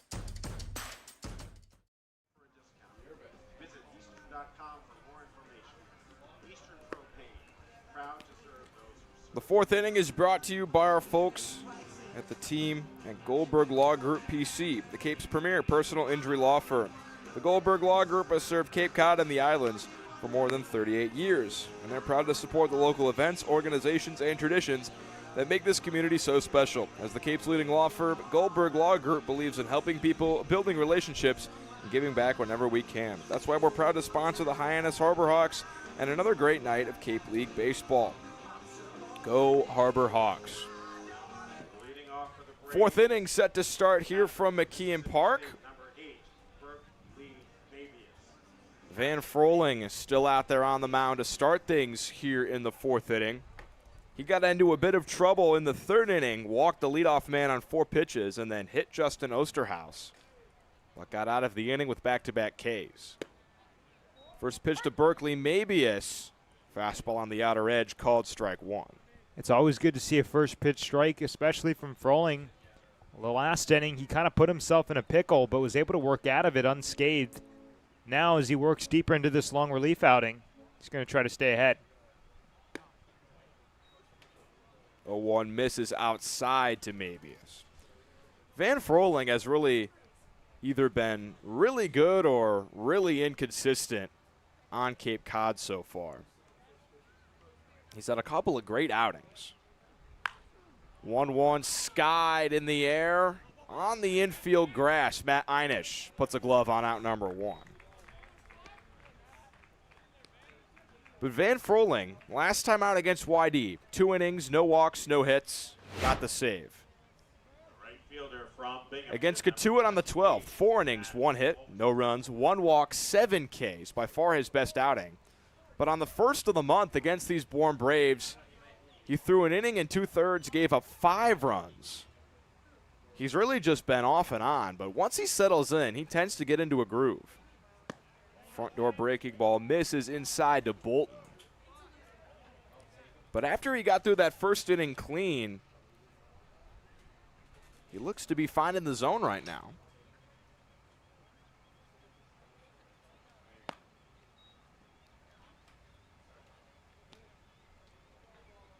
Against Orleans on the 17th, he really got into trouble. Loaded the bases in the 9th, but got a couple of Ks to end that threat. A game that had every Hawks fan in attendance very nervous. 2-0 misses up, and now he's fallen behind to Bolton. 3-0. But if the location is there during one of his outings, he's a very effective left-handed reliever. 3-0 misses low to Bolton. That's his second walk of the game. Competitive miss from Froling, but that one just down, and that part of the has been left off pretty consistently by Sam Finn. It was low.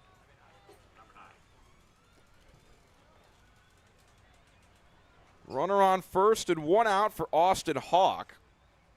He struck out looking in his first at-bat in the 2nd inning against Jonah Barkov.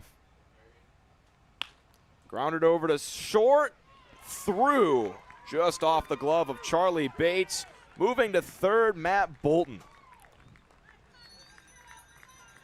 That one not hit very hard, but just in the perfect spot. Bates really gave it all he had there. Yeah, it's a great effort. Now with runners at the corners, you're looking to roll a pair.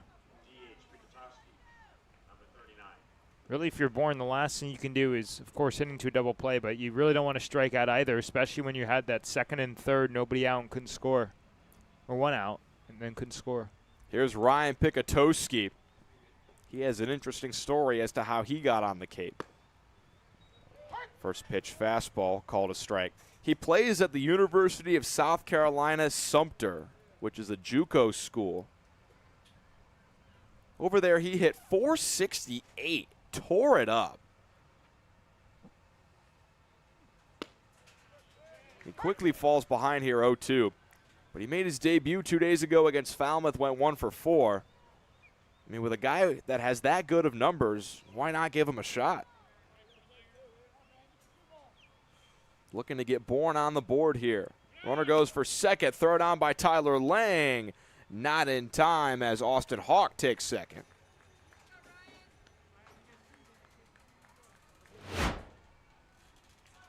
Here's another look at it. Not a bad pitch for Lang to throw, but he just bounced it in there. 1-2 to Pikatoski.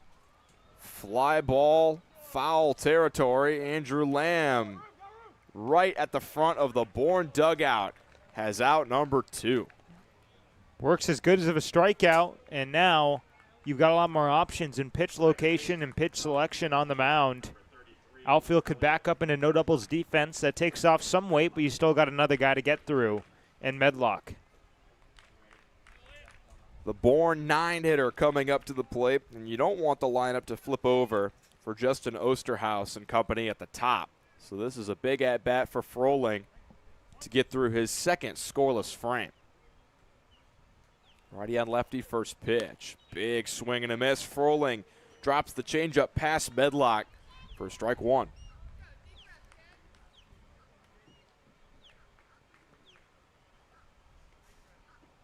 Three 0 Hawks after 2 runs in the second and 1 run in the third. Lined over to second, gloved by Taylor Kirk to retire the side. Van Froling for the second straight inning leaves 2 guys in scoring position. Still 3-0 Hawks as we head to the bottom of the 4th. At Cape Cod Healthcare, we're committed to excellence and compassion in everything we do, like helping people maintain their active lifestyles. Our innovative orthopedic program combines advanced techniques and leading-edge technology with highly specialized teams, including our nationally recognized Center of Excellence for Joint Replacement. Our focus is getting you back to doing the things you love, in the place you love. The Center of Excellence and the quality of care that we can deliver makes all the difference to the patients. They understand that they can get the best care right here on Cape Cod. A stay with Del Mar Vacations is more than a getaway. It's a refined Cape Cod experience. From beautifully maintained homes and elevated amenities to personalized service at every step, we deliver a level of care that sets us apart. Our dedicated local team ensures every detail is thoughtfully handled, allowing you to relax and enjoy your time on the Cape. With luxury homes in Barnstable and more than 400 properties across Cape Cod, Del Mar makes finding your perfect retreat effortless. 4th inning here from McKeon Park, and we're joined by a special guest in the booth, Anderson Picard, the assistant general manager for the Harbor Hawks. You're one of the more important interns that work here. Do you want to tell the folks what you do on a day-to-day basis? Sure. Well, it's a big group effort. We have probably 10 to 12 baseball operations and analytics interns. So I kind of oversee those interns alongside our GM, Nick Johnson. We do a lot of roster construction, scouting for upcoming matchups, lineup suggestions, kind of just a mix of a lot of game day preparation kind of from the baseball ops side. Now, from what you told me, Hyannis is one of the only teams that actually has a group of interns doing stuff like that and helping construct the roster. Yeah, so it's a great program that Nick started when he took over as GM. Started as a smaller group of baseball ops and analytics interns, and now we've grown into what we are as 10 to 12 of us. But yeah, it's really the only place you'll find where the interns have such a hands-on role in putting the roster together and you know, making an impact day to day for games. So what's the future look like for you? Like what would be the dream job after an internship like this? Yeah, so the dream job eventually is to work in a Major League Baseball front office. I'm not picky about what I'm going to do. I like the advanced scouting side, roster construction. I've grown more interested in the draft as I've worked with college baseball. So kind of a mix of anything, but definitely working on the front office side in Major League Baseball eventually, but also not opposed to spending some more time in college ball. Still 3-0 Hawks here in the 4th. Nick Dromboski takes strike 2. New addition to the squad out of Stony Brook. What was it like getting him on the team? Yeah, it was great. Anytime you can pick up a bat like that mid-season, it's a really big impact. Having him around for the playoffs will be huge. You know, we were pretty heavy on lefties, but anytime you can pick up a lefty like that, regardless of handedness, it's huge. Over to second base, Elliot Medlock makes the play for the first out. Matt Einish will step in. Now, this was a guy that Hyannis had eyes on to start the year, but his West Virginia Mountaineers made it all the way to Omaha. Made it pretty far in the College World Series, so he was a late add to the squad. What's it like sort of, waiting for a big player to come in like that? Yeah, I mean, it's tough to wait sometimes because you want to get them here as soon as possible, but at the same time, it was fun to watch him at the highest level of college baseball and then go straight from there to here. It was also huge for us because when a lot of Cape teams are losing their best players around July 1 or July 15, we have someone like this coming in who can, be a leadoff hitter for us every day, play great infield at third, short, or second. When every team is losing some of their top infielders, we were able to pick up someone like him. That was huge for us. One thing that's jumped off for me is he's so disciplined at the plate. It feels like every time he falls behind 0-2, he's out there battling and seeing 5 or 6 more pitches. Absolutely. He has great qualities of a leadoff hitter. I'd also point out his ability to run on the base paths. Might not be the fastest guy from first to second, but some of his instincts, just the reads he gets, gives him the ability to steal a ton of bases for us. So definitely a hidden weapon there. So we know in the Cape League the roster changes so much more than any other league. Hyannis right now only has 8 guys on the roster right now that were here on opening day. And that's mostly you that's getting the new players in and out. Check swing by Einish. Called strike. It's now 2-2. Yeah, when everyone goes home at the end of the day, when the coaches and players go home, that's when the baseball ops and analytics interns do a lot of our work.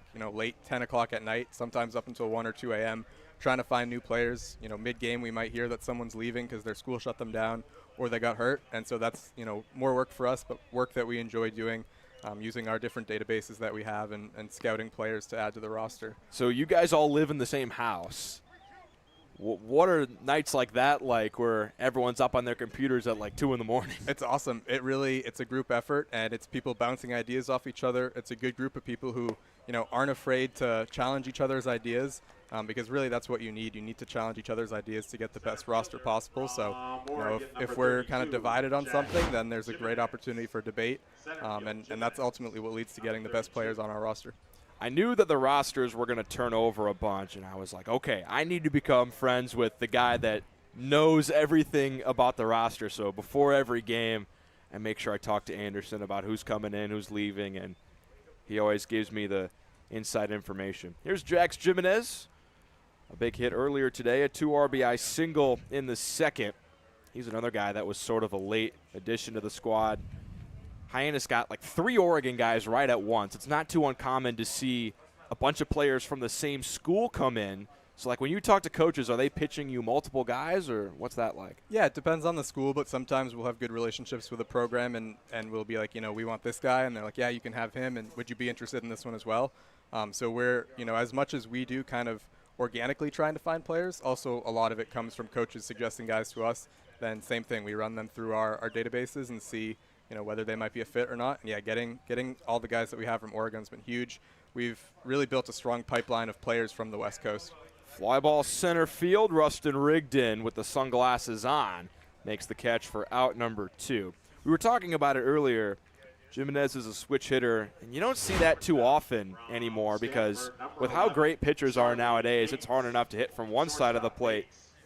But this game features 4 switch hitters. There's 1 on Hyannis, which is Jax Jimenez, and then Bourne has 3. Yeah, and it's interesting because we've, from the coaches I've talked to, like college coaches throughout the season just trying to recruit players, they've noticed that at their schools they've had a lot of left-handed bats, and we've noticed the same thing. Not only Hyannis, but a lot of the Cape teams are super lefty-heavy, so having a switch hitter like that is huge. You can get him in the lineup every day regardless of who's pitching.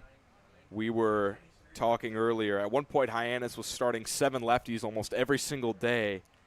And Anderson was like, yeah, I've been on the phone with coaches, and they're like, man, everyone needs a right-handed bat. Yeah. Pickoff gets away. Einish will try for second, and he'll get there. Ben Dean has looked pretty solid in relief of the starter Aiden Stillman, but that was really his first mistake right there. So what does the scouting process look like for opposing teams? Because I see some of the other baseball operation interns there writing down stats, logging pitches against opponents. Yeah, it's a good mix of video and data analysis, using the metrics that we have either from school or from the Cape League or other summer leagues to, identify weaknesses and strengths in pitchers that we're going to face and batters that we're going to face as well. So we give the coaching staff a lot of data that they can look through, and we're really lucky to have such a great staff that appreciates the data we give them and uses it when strategizing for a game. Now, I got to ask about it. Hyannis just took down Cotuit on Tuesday. It was the first time they had won that season series since 2015, and you guys all got a picture with that trophy. What did it feel like to bring that one back home? That was pretty fun. We had no idea that trophy was even up for grabs this year because it had kind of faded off when Cotuit had won it pretty much every single year. And so the fact that we were able to get it and bring it home, it's sitting on the third base line right now. So hopefully it'll keep bringing us some good luck as we finish out the regular season. Hyannis has another game against Cotuit. That'll be on the 1st of August. But Cotuit can't win this season series. They're down 3-1. Best they could do would make it 3-2. Charlie Bates ahead 3-0 here on Ben Dean, the Duke Blue Devil. Looking to put multiple guys on for Clay Thompson, but Dean gets a strike over him. So you go to Rice, and there are 2 guys on Hyannis from Rice, Braden Sharp and J.C. Davis. Was that you doing? Perhaps, yeah. There's definitely a little bit of a connection there. Rice has done a good job of getting a lot of our players at school placed throughout summer leagues, so there are some other Rice guys on the Cape playing for other teams. But yeah, the fact that we have 2 definitely might have played a little role in that. And we also had one of the Hyannis coaches last year is now working at Rice, so a good little pipeline brewing. And yeah, we're happy to have Braden and JC on the team. 2 walks in the inning for Ben Dean, puts 2 runners on for Clay Thompson. He has yet to record an official at-bat today, a walk in the 1st and a walk in the 3rd. So you want to work in an MLB front office. You got a great internship right now. What's your major at Rice? So I'm majoring in statistics and sport analytics. Lucky that Rice has one of the few sport analytics programs in the country, so kind of cool to get that experience with some really great professors and other students as well. 1-0 the count on Thompson. Dean looking to work out a damage here. Fastball called a strike. Did you used to play baseball, or what's the knowledge base there? I did. I played up through high school, and then I started watching baseball when I was like 3 or 4 years old. So basically, my entire life has just been this baseball obsession. I've been a big baseball fan ever since I can remember watching the TV. Thompson fouls one straight back. It's now 1-2. You got a favorite team, or? Grew up a Red Sox fan. Right now, more so just following all of college baseball and Major League Baseball as a whole. But yeah, grew up a Red Sox fan. Remember going to a lot of games at Fenway and then a lot of games at the AA Park in Portland, Maine as well. So do you live in the Massachusetts area? I'm from New Hampshire, yeah. Okay. Yep. 1-2 to Thompson. Fastball up and away. So are you, for other sports, are you Patriots, Celtics, Bruins? Big Patriots fan. I don't follow a ton of basketball, but I'll watch the Celtics from time to time, and yeah, I like the Bruins as well. Baseball's my favorite sport, but basketball's a close second. Being from Indiana, that's always been my next favorite to broadcast. Thompson has run the count full here with 2 outs, and both Einish and Bates will have a head start from second and first. 3-0 Hawks as they look to draw ever closer to the Bourne Braves atop the West Division. There go the runners. Lined into left for a base hit. Einish will come around and score. Bates will stop at second, and it's 4-0 Hawks. Clay Thompson on all 3 times today. We were just talking about basketball. This Clay Thompson spells his name with a C, not a K.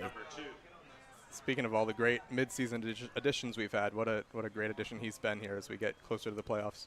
Big on-base guy on all 3 times today. Here's Caden Miller, not a new addition. He was here on opening day.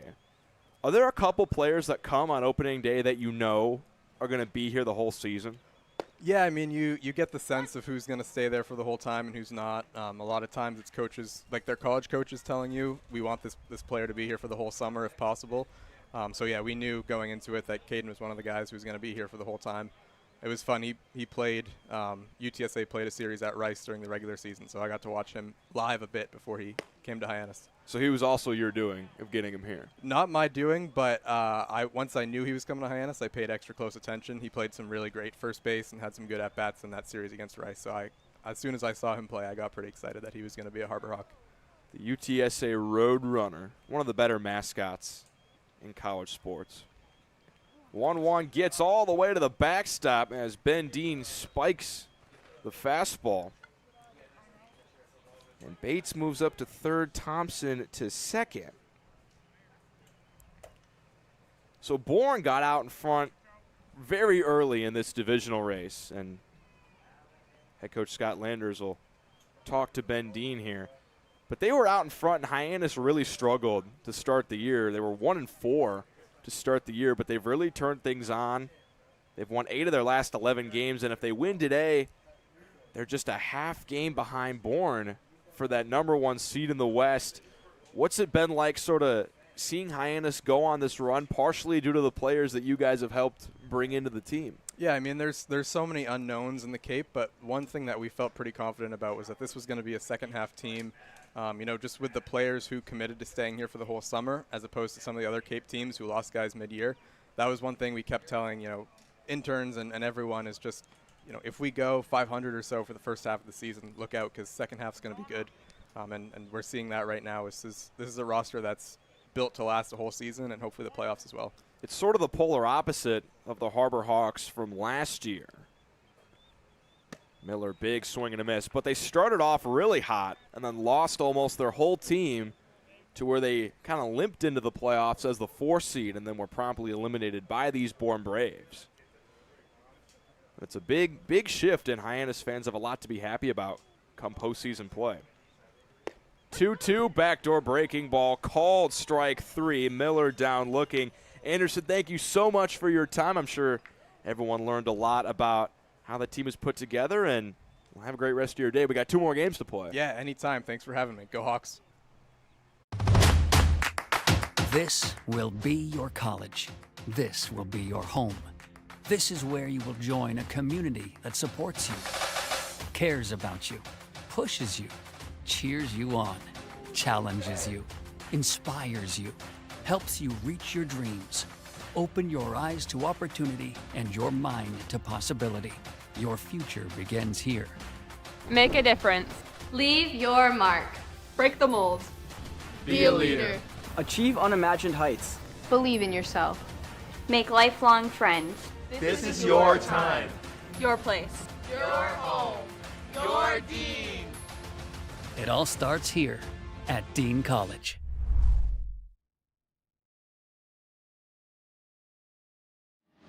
Cape Cod 5 is proud to be the official banking partner of the Cape Cod Baseball League. Cape Cod 5 offers a broad range of financial products and services tailored for every stage in your financial journey. Reach out to us. We're here to help. 4-0 Harbor Hawks over the Bourne Braves. The 5th inning is brought to you by our folks at Milton Cat, proud to power the Cape all summer long. Let's take a look at the standings across Cape Cod, and look at this. The Hawks are just 3 points behind these Bourne Braves for first place in the West Division. If they hold on to this win today, they would move just 1 point back with 4 games to play. Over in the East, it's Yarma, Dennis, and Brewster. They've been fighting all season long for that 1 seed. They're way ahead of everyone with 53 and 51 points respectively. Both those two are playing double headers today. Brewster already dropped their first game to Chatham. Yeah, a bit of a spoiler for around the league. The Anglers, 5 straight wins, and they're catching up on Harwich, who we'll see this afternoon.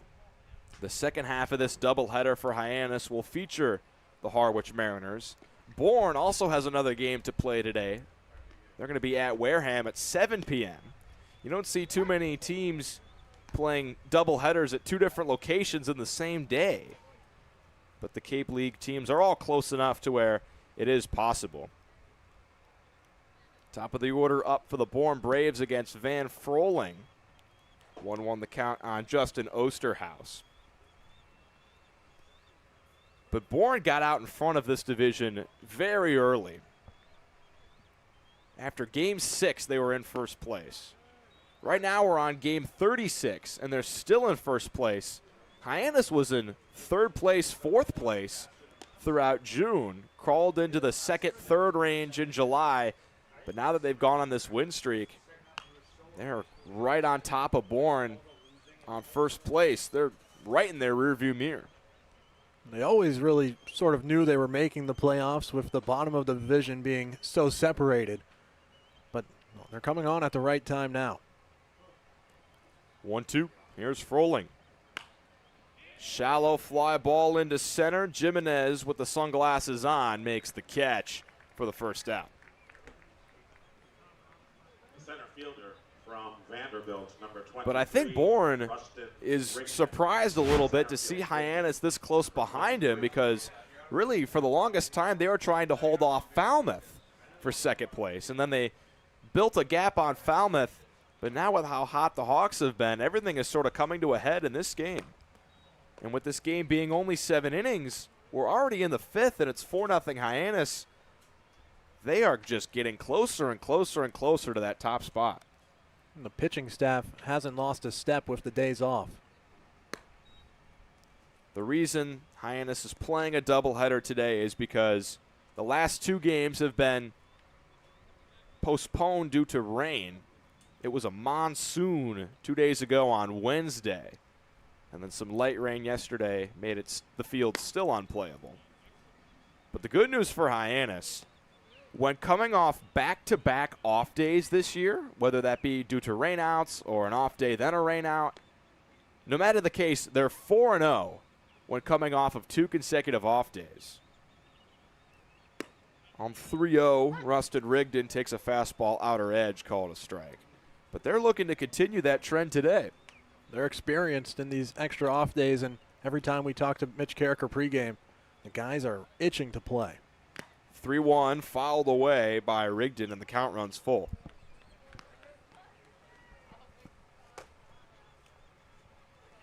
I remember earlier in the season there were a couple of off days, and then Hyannis was playing at Chatham. I asked Mitch Carricker how the guys are feeling. He goes, they're like a bunch of dogs getting ready to get let out of the cage. They want to play.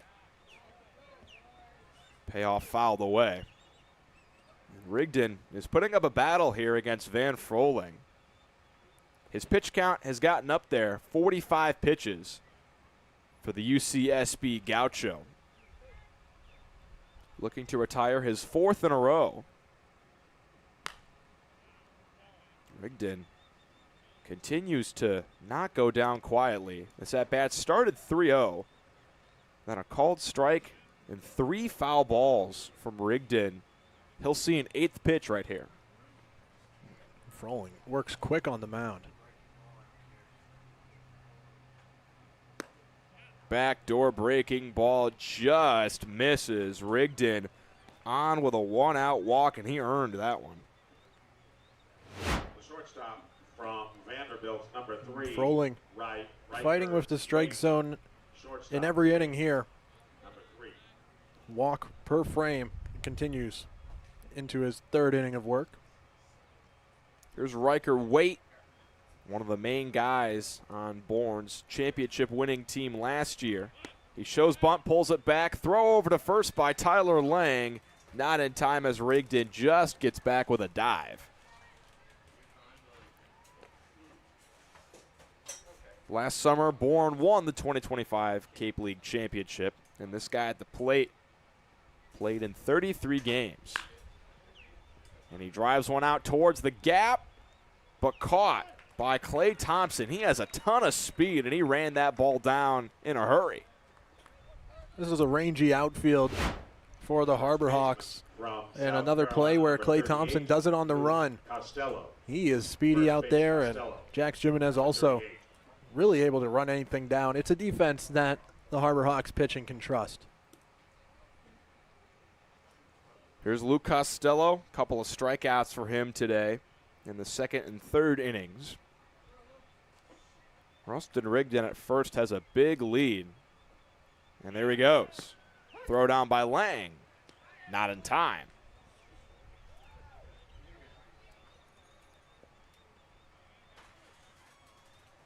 So the Braves put a guy in scoring position with 2 away.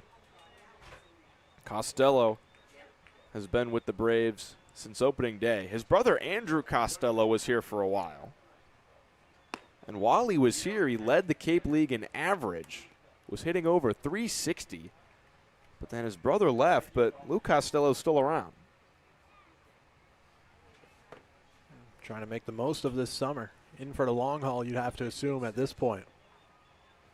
1-1 from Van Froling. Swing and a miss. Changeup on the outer edge. Gets a big wave from the Bourne Braves cleanup man. We're going to Sam. 1-2, Froling looking for a third consecutive scoreless inning out of relief. He just misses in with the heater. We've talked about how Van Froling has been up and down this summer. So far today, we've seen the up. Hasn't been out without some dramatics. Fly ball shallow left coming in. Nick Dromboski, he can't get there. It drops in. Rustin Rigdon will score from second, and the Braves are on the board.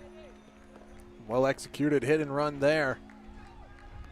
Good read from Rigdon on the move. He knew that ball wasn't dropping. Never considered stopping up with the ball in the air. Coming around to score easily. 2 outs. He wasn't even looking at that ball. Just head down around third. Scored the run, and now Berkeley Mabius will step in. There's action in the Hyannis bullpen. Kevin Landry Farr, the righty, has begun to take some throws out there. Swing and a miss on the first pitch to Mabius.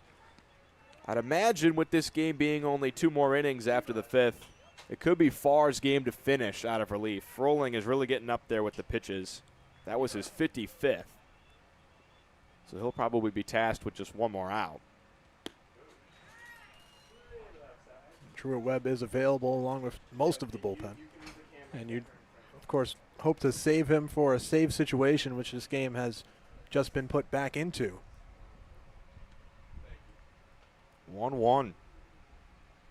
Mabius fouls one away. And the count is now full to the switch hitting Oregon Duck catcher.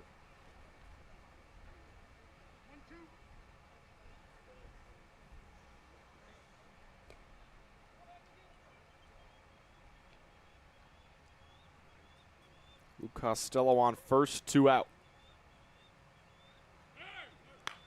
He goes for second, but Mabius fouls one away to stay alive again. You're seeing Bourne getting more aggressive on the base paths, trying to make things happen where their offense has fallen a little flat today. Froling looking to keep the deficit at 3 for Bourne. On 1-2, he delivers high. Hyannis will have 2 days between today and their first playoff game. 3 days, actually.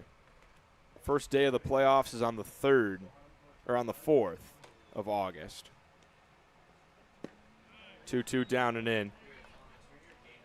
But Hyannis doesn't want to use any pitchers in big relief. Even though Froling's getting up there about to throw his 60th pitch, you probably won't see Van until the playoffs come around. But the starters will be throwing a little bit during these doubleheaders to try to keep them fresh. As ball 4 to Mabius will bring the tying run to the plate.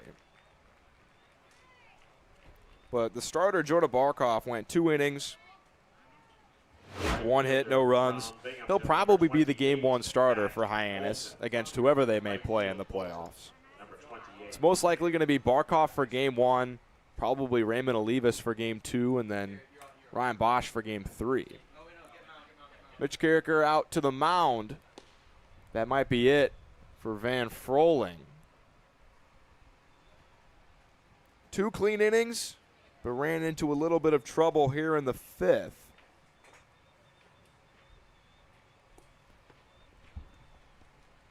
Kevin Landry Farr still warming up out there in the bullpen. He's looking down, trying to see if he's coming in, but it looks like Mitch Carricker wants to keep Froling in this game. He's got the lefty-lefty matchup coming up against Matt Bolton, and I'd imagine whether the out is made or not, this is Froling's last hitter. The Harbor Hawks like to play the matchups, and a chance here in a good spot for Froling.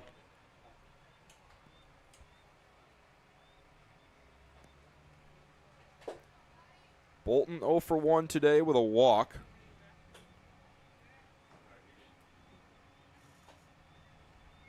First pitch, lefty on lefty, fastball misses inside. Van has been pretty effective against lefties this year. As a left-handed pitcher, the lefties are just 4 for 31 against him. Slider away, it's now 2-0.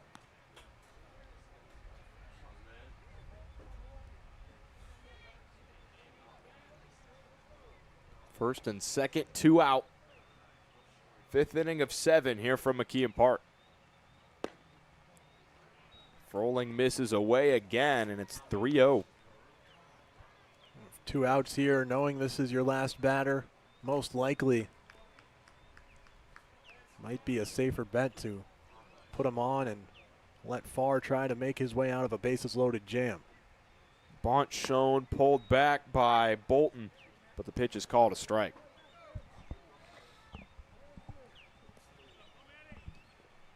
Not a serious square that time from Bolton, just looking to catch Froling off guard. 3-1, runs inside and hits Bolton in the back. The bases will now be loaded, and looks like that's going to be it for Van Froling.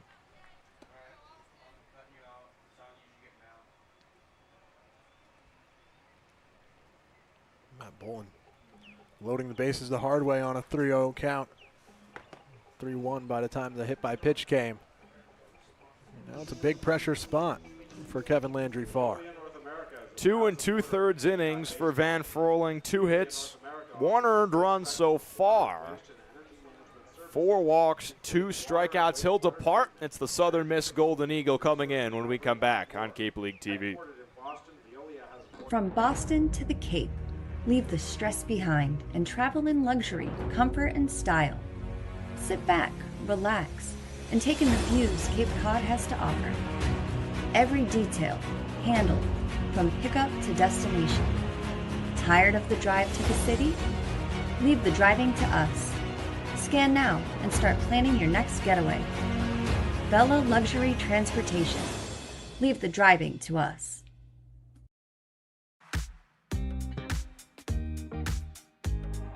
When it comes to delicious food, the best place to start is with great appliances. And Cam Appliances is your one-stop shop for any budget with brands like Thermador, Viking, Bosch, GE, and so much more. Cam Appliances, sales, delivery, installation, and service in the heart of your home with locations in Hyannis, Nantucket, and Hanover.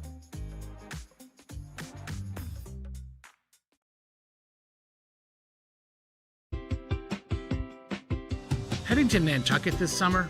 Skip the traffic and take to the skies with Cape Air. With convenient flights from Norwood to Nantucket, you can start your vacation sooner without the hassle of traffic. That way you spend more time relaxing and less time getting there. Experience the Cape Air difference and book your next flight today at capeair.com. Let Cape Air be your wings in the Northeast.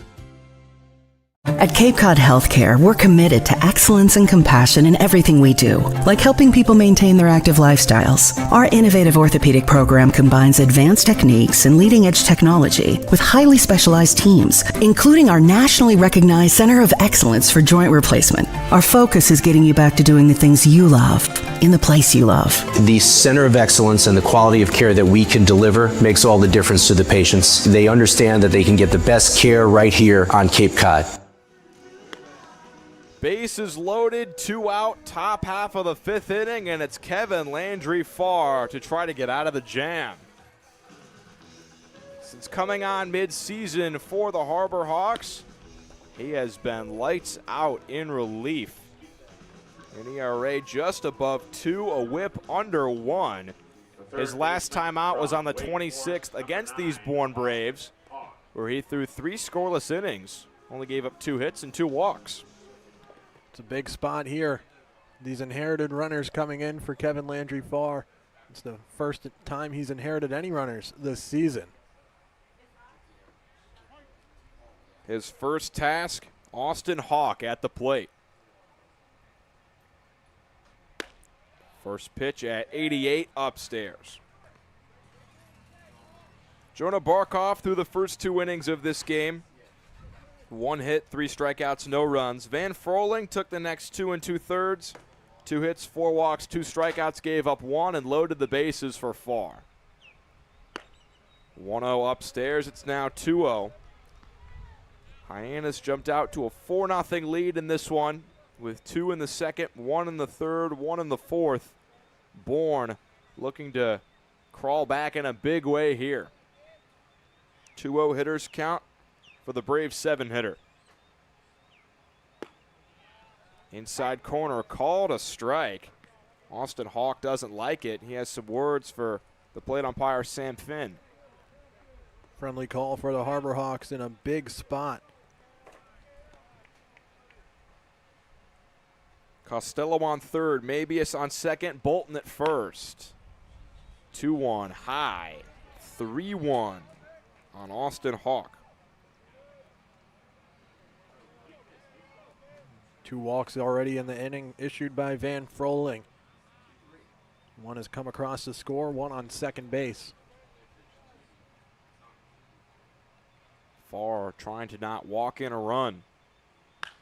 Fly ball down the line and left. Nick Dromboski, a long way to go. He's out of room. It's out of play. Lost the hat on the way. And that ball in the trees. He put in some good hustle there, trying to run down that baseball. Not the worst swing out of Austin Hawk either. Some pretty solid contact. Made up a ton of ground, speeding toward the line. And the count runs full on Hawk. All 3 runners will have a head start. The ball gets away for ball 4. Costello would have scored from third anyway. And it's now 4-2.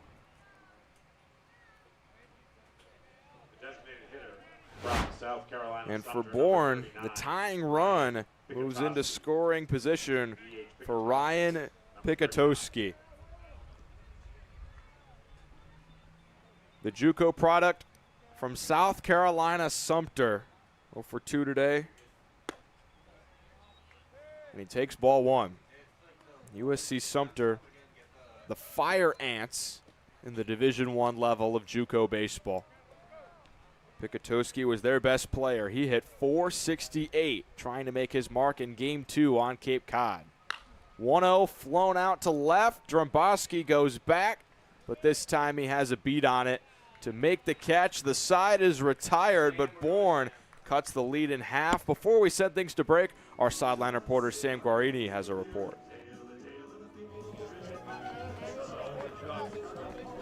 Thanks, guys. Ahead of today's game, I caught up with Harbor Hawks pitcher Bruce Littleton and asked him his thoughts and feelings with the playoffs just right around the corner. He said he's very excited for this opportunity, and he has one goal in mind, and that is to win it all. I also asked him how he's mentally and physically preparing. Littleton kept it pretty light and quoted Ricky Bobby from Talladega Nights saying, "If you're not first, you're last." That's the mentality he's bringing into the playoffs. Thanks so much, and back to you guys. Thanks, Sam. New pitcher on the mound for the Bourne Braves. The left-hander, number 20, Josiah Surigao. The West Virginia Mountaineer is playing in his 3rd game on Cape Cod. He has struggled in the first 2. 4 earned runs and 4 1/3 innings of work. He'll face 6, 7, and 8 due up for the Hawks. Tyler Lang, Andrew Lamb, and Taylor Kirk will hit. Due up 5th for the Hawks is Surigao's West Virginia teammate Matt Einish, and there are a look at his numbers. Looks like a multi-inning kind of guy in 2 appearances this summer, 4 1/3 innings, so pretty likely he'll see Matt Einish, and probably part of the reason Scott Landers turned to the lefty, with Andrew Lamb, Nick Dromboski, and Matt Hyannis all batting from the left side and likely to come up to the plate within these next 2 innings alongside Charlie Bates as well. The day is done for the Bourne reliever Ben Dean. Through 2 innings, he gave up 2 hits, 1 run, 2 walks, and 2 strikeouts. USC Upstate number 10, Tyler Lang. Tyler Lang will lead things off for Hyannis. Lang broke out of a big slump last time out against Catuit. The 2 RBI double put the Hawks ahead at Lowell Park, and they didn't look back in pursuit to a 5-2 win. First pitch from Surgao. Misses. The Hawks sit just 3 points behind the Bourne Braves for first place in the West with just 5 games to go. 1-0 Lang, well late on that pitch. And it looked like Hyannis was going to take this one easily, up 4-0 after 4 innings, with this game being just 7 innings. But Bourne with 2 runs in the top half of this inning. They've made things interesting as strike 2 across on Lang. It's never as easy as it seems against the Bourne Braves. Even back when the Harbor Hawks put up 8 runs in the first 3 innings. 1-2 Lang up the middle for a base hit. A quick start to the 5th for the Hawks. Tyler Lang, who's sort of the designated sack bunter for this team, has a great approach when he's not in a sacrifice spot and always seems to find a way to come through. Just a bit of an inside-out swing right up the middle for a single. He laid down a sack bunt his last time up in the 3rd. This time a clean base hit, and that'll bring Andrew Lamb up to the plate.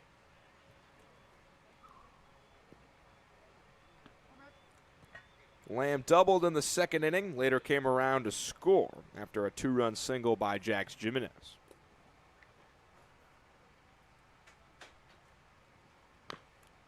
He's back to working lefty on lefty here against Surgao. Although his double did come against the left-handed starter, Aiden Silman.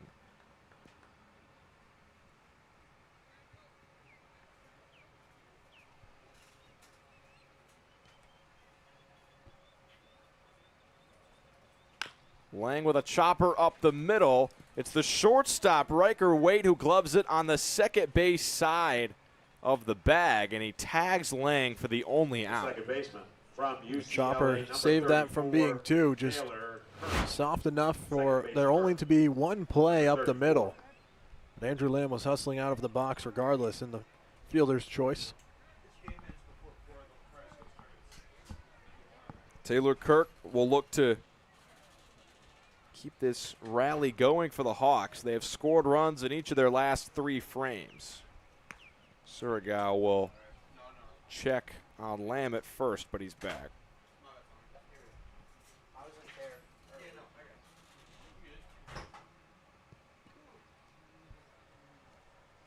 Kirk in the midst of an 8-game hit streak. He's been hot. Looking to extend it to 9. He's 0 for 2 today with a couple of ground outs to short.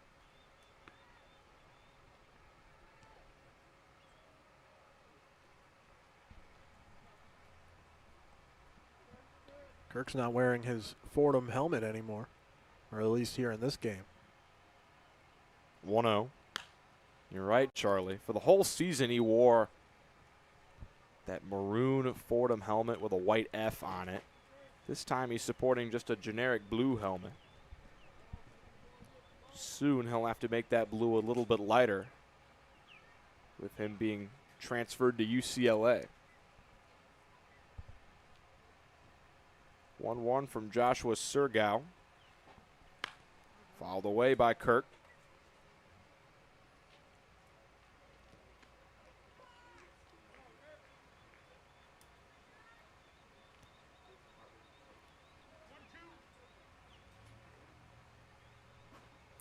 One, two.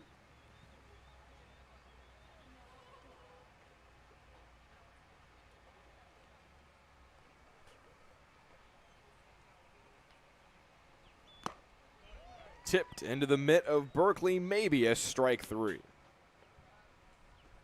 First strikeout for Joshua Surgow, and Taylor Kirk in a 7-inning game has a chance to not get up to the plate again, especially with the Harbor Hawks ahead. That hit streak in jeopardy.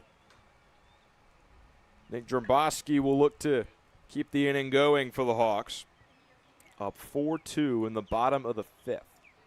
He shows bunt, pulls it back. Fastball called a strike. We've seen some great bunts from Nick Dromboski. One right down the first baseline in a sacrifice situation back on the 26th. Lamb, the runner at first. 0-1 pitch. Down and away.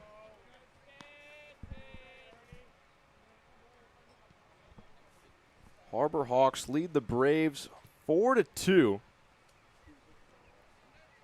Looking to crawl closer atop the West Division.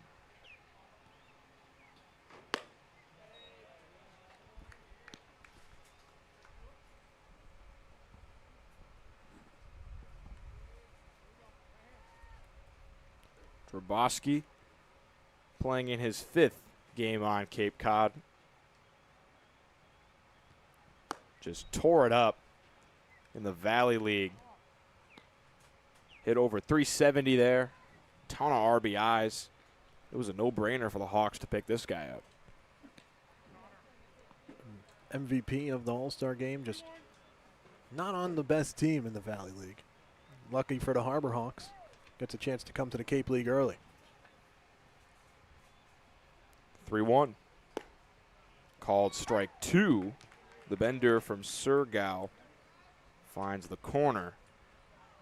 Full count, 2 outs. Andrew Lamb will have a head start off of first base. Lefty on lefty, Surgow looking for a clean 5th inning. Dromboski pokes one over to third, scooped by Austin Hawk. The throw across will beat Dromboski. After 5 innings of this 7-inning game, it's 4-2 Hyannis.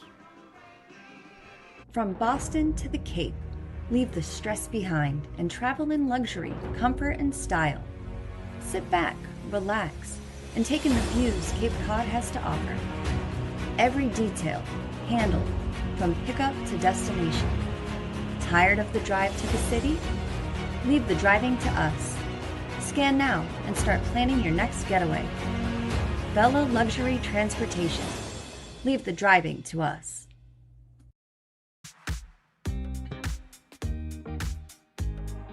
When it comes to delicious food, the best place to start is with great appliances. And Cam Appliances is your one-stop shop for any budget with brands like Thermador, Viking, Bosch, GE, and so much more.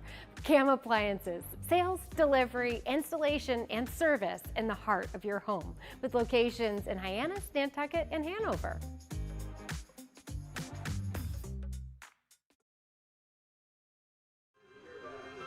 6th inning here from McKeon Park in Hyannis. Let's look at some scores around the Cape Cod Baseball League, brought to you by our folks at the Massachusetts Office of Travel and Tourism. With all the rainouts, Charlie, there are 9 games today on Cape Cod. Here's a look at the first half of games. Chatham all over the Brewster Whitecaps, 9-0 at Stony Brook Field. The YD Red Sox take down the Orleans Firebirds at Red Wilson Field, 9-6. So YD will widen their gap above Brewster for first place in the East Division. Wareham and Catuit currently battling for the last playoff spot in the West. The Gatemen up 7-1 on the Kettleers. If they hold on to that lead, those two will be tied with 4 games to play. And then we mentioned Brewster and YD. Brewster has a chance to close that gap that YD just widened. They'll play later today at 4:30 along with 4 other games after this one in Hyannis. Yeah, you don't often see too many repeat teams on our Around the League graphic, but there's plenty of baseball action, and we'll update you on the back half of these games on Game 2 for us. So the only 2 teams not playing a doubleheader today are Falmouth and Harwich. First pitch from Kevin Landry forward to Elliot Medlock, the 9-hitter for Bourne. He swings right through a heater. The second game today for Hyannis will be at 6 o'clock when they play those Harwich Mariners. 0-1. Chopped off the leg of Medlock. It's now 0-2. We were talking about how Hyannis is really closing up on Bourne right now. There are so many divisional races for first place in the East, fourth place in the West, but should Hyannis pull out this win in 7 innings today, they'd be just 1 point behind Bourne. Called strike 3. A beautiful breaking ball by Kevin Landry. Far catches Medlock looking. Great start to the first fresh inning for Farr. They're allowing one inherited runner to score. Beautiful pitch on the outer part of the plate. Well, we were talking about Brewster and Yarmouth Dennis battling for first place in the East Division. It looked like YD was going to take that division with ease to start the year. But then Brewster came flying back, and they cut the deficit to just 2 points in the standings. And that's really what Hyannis has done here against Bourne in the West. It looked like Bourne was going to be way out in front of everybody, but Hyannis has won 8 of their last 11 coming down to the final week of the season. 0-1 to Justin Osterhaus, and the lefty is well out ahead of the changeup. Just never over in this league. No team out of it. Everyone comes down to earth eventually with a team like Yarmouth Dennis. 0-2. Swing and a miss. Back-to-back Ks for Kevin Landry. Far to start the 6th inning. Bourne now only has 4 more outs to work with. Imagine if Farr keeps pitching like this. He should get the 7th inning and work for a save here. He took over duties for Van Froling in the 5th inning. And Farr walked in a run against his first batter, Austin Hawk, but then got the final out of that inning, kept the lead at 2. And should he finish this game, he'd be in line for the save. 1-0 to Rustin Rigdon. Fastball finds the zone. The Hawks have been terrific in save situations this year. They've made 12 saves this summer. That's tied with Brewster for the most on Cape Cod. But they have 12 saves in 12 attempts. They haven't blown a save this year. And Farr is looking to make it a baker's dozen. 2-1 pitch. Upstairs with the heater. It's 3-1 to Rigdon. You don't want to put Rigdon on with Riker waiting on deck. No pun intended. There's the pitch. Line deep out towards center. Jax Jimenez going back with the sunglasses on. He has a beat on it to retire this side. 3 up, 3 down for Kevin Landry. Far in the 6th. Hyannis just 3 outs away from win number 19. Life can be full of surprises, but Eastern Propane and Oil is always just a call away. With a local team member available 24/7, we're always ready to support you when you need it. With an Eastern Propane and Oil technician on the way, your family's comfort is our priority. Our local team, over 500 strong, ensures your home is comfortable and warm. Eastern Propane and Oil, a local team with 24/7 service and delivery, ensuring comfort when you need it most. Wherever you need to go, arrive in comfort, style, and complete peace of mind. From seamless rides to and from Logan Airport, to the energy of the big game in the city, to unforgettable weddings, proms, and nights out with friends. Bella Luxury Transportation is there every step of the way. No stress, no driving. Just sit back, relax, and enjoy the experience. Bella Luxury Transportation, leave the driving to us. Hey Harbor Hawks fans, did you know the Nat Cape Cod is the official Light Up the Park sponsor of the Hyannis Harbor Hawks all season long? Thanks to the NAC, the lights at McKeon Park stay bright all summer with 2 convenient locations in Orleans and Hyannis. The NAC is the perfect spot for a burger, taco, milkshake, and much more. Visit the Nat Cape Cod to learn more or order online. Before we start things in the bottom of the 6th, let's look at the upcoming schedule for the Harbor Hawks. They will play the Harwich Mariners later today at 6 p.m., and then they have another doubleheader on Saturday. 2 games against Falmouth and Cotuit before they end the season on the road against Wareham on Sunday. And then on the 4th of August, the Cape Cod playoffs will be underway. Hyannis doesn't know their opponent yet, but should they complete this win, they will move closer to Bourne atop first place in the West Division. So they maybe could get the 1 seed and get Cotuit or Wareham, but if they don't get into first place and they stay in second, it's most likely going to be Falmouth. And even if they end up in 3rd place, worst case scenario, still probably Falmouth, but on the road. Top of the order due up for the Hawks. Trying to get some insurance here. Matt Einish, Jax Jimenez, and Charlie Bates set to hit. Matt Einish has really been swinging a hot bat as of late. Coming into the day, he had 6 hits in his last 3 games. He's currently rocking a 7-game streak. But with this only being a 7-inning game, he's in danger of ending that streak today. He's been on twice with 2 walks, but he flew out in the first. 1-1. Outside, called strike 2.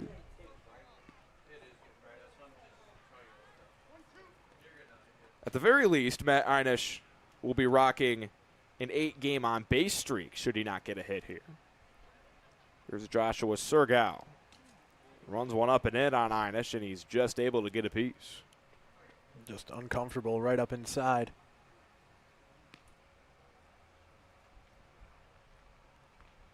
Falmouth would be nice to face as far as it goes with intern basketball. There's some unfinished business over at Gov Fuller Field. We've been running some basketball on the adjacent park in Falmouth after both the games against the Commodores. 1-2. Fastball can't find the zone. It's now 2-2. Originally, we ran broadcasters versus camera operators, and camera operators won. And then the second time, it was different teams and different scores. Einish grounds one over to first. Luke Costello puts a glove on it and steps to the bag for the first out of the 6th. The center fielder Returners versus new interns for the Harbor Hawks going head-to-head. Charlie, you're a 3-year returner. And I hear you're throwing out the first pitch of this next game? I guess so. I guess I got to get ready. We were talking about it. I guess each department of interns gets to pick out someone to throw out a first pitch because it is Intern Appreciation Day here at McKeon Park. On the first pitch, Jimenez over to short. Riker Waite completes the second out. And so we've elected Charlie to represent the broadcast team because he's been here the longest. It's his 3rd year here. So we're giving him the honors.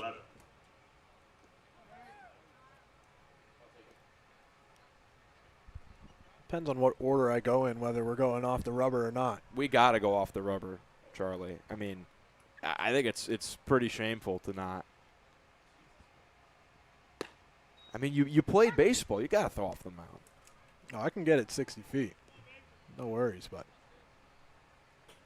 if I'm like last in the order and everyone's lobbing it in, no, you got to step aside. No, fire one in there. You got to fire one in there. A 1 to Bates. Called strike 2. And I'm sure the radar gun will be hot still, as long as the scoreboard's on. So pressure is up. We'll get that TrackMan data on your first pitch. It's around here somewhere.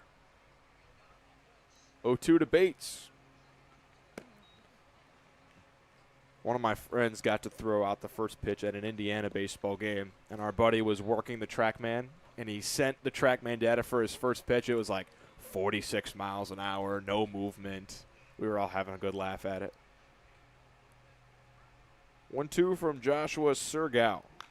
Fouled straight back by Bates. I've got a 2-seam with a little bit of run. Maybe enough to miss a barrel. Just don't throw it too fast and hurt whoever's catching for you. We don't need Tyler Lang missing any time because you spiked one on him. 1-2. Outside. That would be a interesting pregame. I'm sure we'll have a replay of all the first pitches. There's plenty to go around all of the departments here for the Harbor Hawks. 2-2. Bates grounds one up the middle. Diving stop by Elliott Medlock, but he airmails the throw into the Bourne dugout. That got clean into the first base side dugout where Bourne is stationed. And Bates will move to second. Yeah, a little upstairs on the throw. It was a great stop from Medlock. I don't think that's the memorable part anymore. I believe they'll probably give Bates a single and a throwing error because it looked like he was going to beat that one out. Not much damage for Bourne with 2 out in the inning still, but Clay Thompson has been on all 3 times today. 2 walks and an RBI single for the James Madison Duke.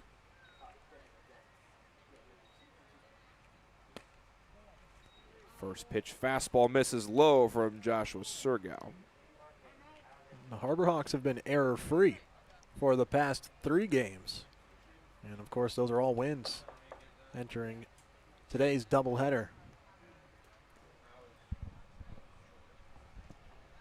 The longest win streak for the Harbor Hawks this year has been 3. They've done it 3 separate times, but they're looking for their first 4-game win streak today.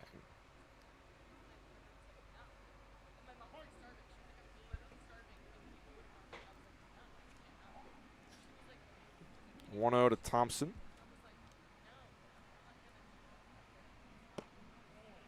Slider misses in.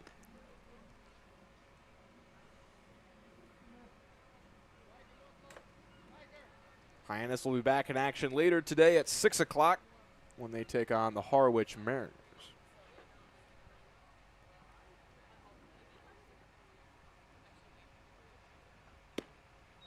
3-0. That's a full 9-inning game, and it has a growing chance of being a shorter potentially game than tonight's action this afternoon against Bourne. Already 2 hours and 20 minutes in. Thompson takes a strike. I wonder what the reasoning behind making this one a 7-inning game and keeping the other one at a 9-inning game. Bourne doesn't have to, or no team has to travel to a separate stadium after the game. 3-1. Ball 4. Thompson takes the walk. But I believe when Bourne goes to Wareham for their second game today, I think they're also playing 9 innings there. Yeah. So I wonder why they're keeping the original games at 9 innings and making these ones 7 innings. I think just as far as travel goes, the least controllable thing is your first game and when that finishes up. And for teams like Yarmouth Dennis who have to fit in 2 games with no lights, you really need that first one short. Well, they started, what, at like 11 a.m.? Yeah, they started at 12:45 after a delay. Both runners go. Throw down by Mabius won't happen as the ball slips out of his hand. Charlie Bates and Clay Thompson both with a stolen base. Brewster started at 11:33 a.m. and quickly lost 9-0. For Yarmouth Dennis, it was a 12:15 first pitch that got pushed by 30 minutes to field conditions, which we know plenty about. 1-0. Caden Miller takes a strike. This is a big at-bat here for Miller. If Hyannis can cash in either of these 2 runs, it would make things a lot more comfortable for Kevin Landry Farr in the 7th inning with the middle of the Braves order due up. Here's a 1-1. Breaking ball fouled away by Miller.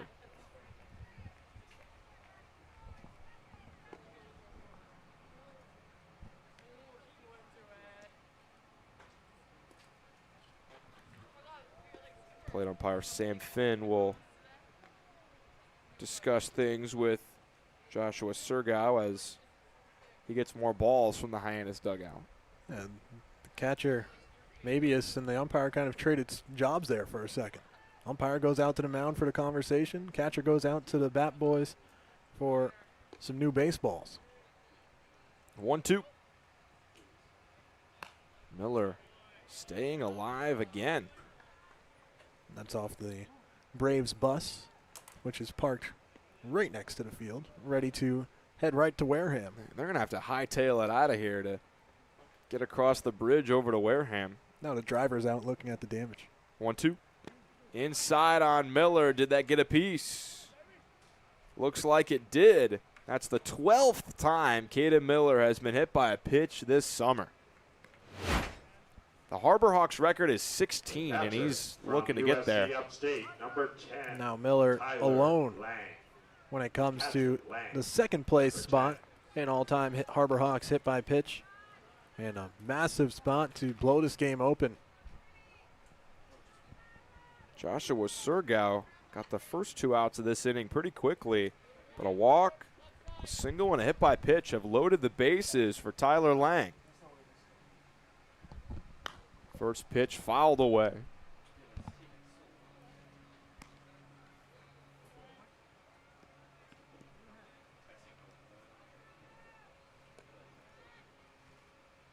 Oh, 1, 2 out. Bases loaded for the USC Upstate catcher who singled his last time up against Surgow. Slider misses in. Pitcher warming up in the Braves bullpen. I'm sure they don't want to waste another arm. They got a tall lefty taking some throws. And a balk has been called on Joshua Surgow. Looks like he rushed things after coming set. Bates will score, and it's 5-2. Let's take a look at this again. And Scott Landers out of the dugout. You have to imagine that the conversation earlier in this inning between the home plate umpire Sam Finn and Surgow on the mound was a bit of a warning about his motion, and he will call a balk. And I doubt he listened now that a run is in. Costly for the Bourne Braves, as it's now 5-2 Hyannis.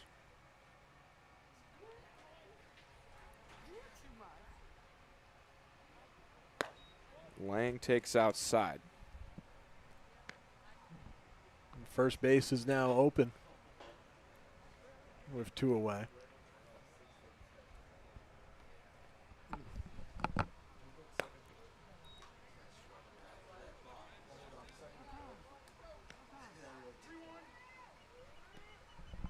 Three-one on Lang. Andrew Lamb waits on deck for the Hawks.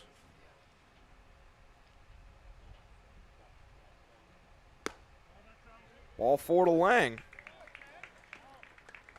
So really no harm done after the balk. The run would have scored anyway. Lang just won't get an RBI. Traffic only gets worse heading to Wareham the longer this game goes.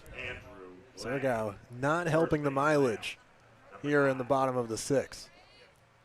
The traffic over the bridge to Wareham can get pretty dicey. Here's Andrew Lamb, 1 for 3 today with a double and a run scored. First pitch strike.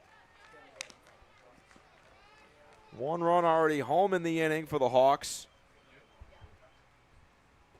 They're looking to make things more comfortable in the 7th for Kevin Landry Farr, looking for the save.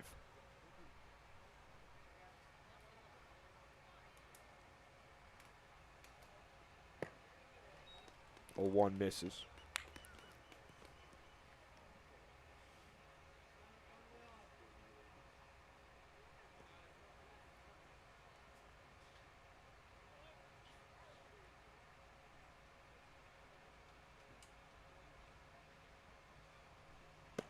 One Lamb checked his swing, but a call strike.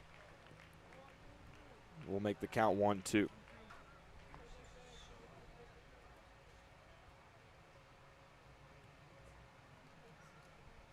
Lamb might be taking a big cut right now to try to really crack this game wide open.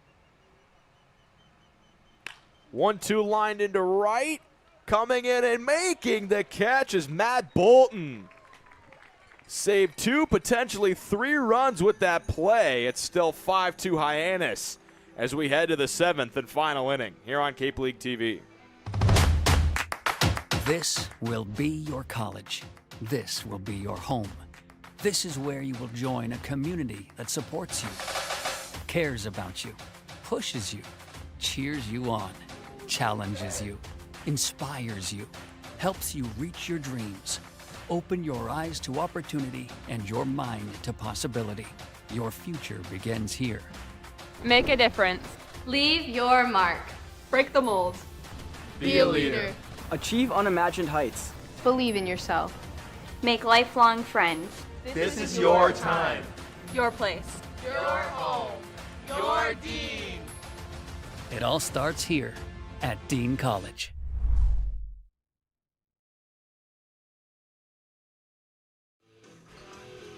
The Harbor Hawks have cleared out the bullpen. They've brought everyone into the dugout, signifying to Kevin Landry Farr, this is his game to finish. In the 7th inning, he's looking for a 7-out save. No Harbor Hawk reliever has blown a save this year. They're 13 for 13 on save attempts. Farr looking for his first. Big chance to make up ground in the division, and the Harbor Hawks kind of lucked out with these doubleheaders being all at home. For a team like Bourne, it's tough to turn around after a loss, drive to Wareham, and go win one. So the Harbor Hawks are in a good spot here to compete, but 3 outs away from checking off step 1. Hyannis will play Harwich later today at 6 p.m. Like you mentioned, Bourne will have to go across the bridge to the mainland to play at the Wareham Gateman at 7 p.m. As the standings sit right now, Hyannis only 3 points behind the Bourne Braves for first place in the West Division. 3 outs later, they could be just 1 point behind Bourne, and after the day is over, they might be in first themselves. Middle of the Brave order to up, 3, 4, and 5. First pitch to Riker Waite. Fastball misses outside. Farr came out in his first clean inning of work with 2 strikeouts. Looked sharp. 1-0, and White hits one deep out to right. Back at the wall. This ball is way gone over the scoreboard. Riker Waite plays long ball with Kevin Landry Farr, and the Hyannis lead has been cut to 2. That was a moonshot courtesy jog from Clay Thompson. South Carolina, number 38, Luke Costello. First base. Now the Costello, bullpen, number 38. the one remaining member, Braden Sharp, getting loose. The lefty out of Rice might come in if Farr gets into any more trouble. He resets and pitches to Luke Costello. First pitch swinging over to short. Backhanded by Charlie Bates. Long throw across in time. A nice play from the Stanford Cardinal finds Hyannis 2 outs away. Charlie Bates has talked about wanting to stay at shortstop and make himself an everyday shortstop back with the Cardinals. Throws like that will get it done on the outfield grass, and not even a close play at first. Nobody on, 1 out for Berkeley Mabius. Doubled earlier in this game. He's also drawn 2 walks. This broadcast is a copyrighted production of the Cape Cod Baseball League. Any unauthorized duplication, retransmission, or other use strictly prohibited. 1-0. Downstairs, 2-0 to the switch-hitting Oregon Duck catcher, Berkeley Mabius.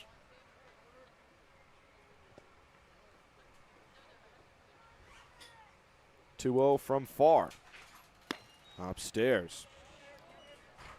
That home run by Riker Waite is the first run that Kevin Landry Farr has given up in his last 3 appearances. 3-0 outside. Mabius draws the walk. Farr hadn't given up a run since the 5th of July against Brewster. Right field. It had been 26 days. Getting a little tighter here now with the tying run at the plate. Bolton will work lefty on righty against Farr. First, a check on Mabius. He's back standing. 3 runs on 4 hits, 2 errors for the Braves. 5 runs on 6 hits, no errors for the Hawks. Their 3rd consecutive game without making an error. Swing and a miss by Bolton. Farr went to the changeup that time, and the Braves right fielder out ahead.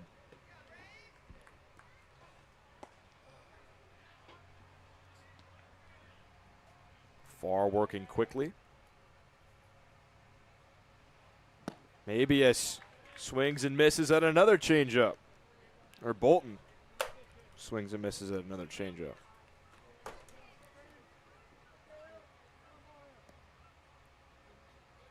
Oh, 2.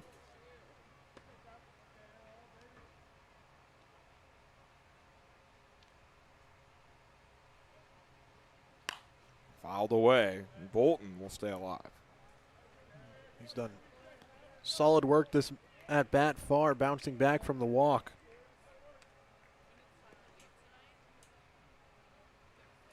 Oh, 2. Tying run at the plate for the Braves. In the top of the 7th, the last inning here for McKeon Park. Pitch misses away.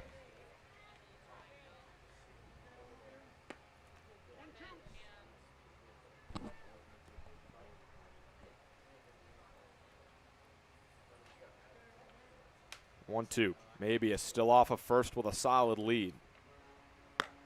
Outside, Bolton back even in the count. It's a big at bat. Reaching the bottom of the order now for the Braves. 2-2. Kevin Landry Farr needs a pitch right now. Upstairs, and I guess that was ball 4. Oh, it wasn't. Confusion, and Mabius is caught in a rundown. Lamb to Bates to Lang. They got him. Tyler Lang had to run all the way out there from behind the plate. The scoreboard said 2-2. And I think that was the right count.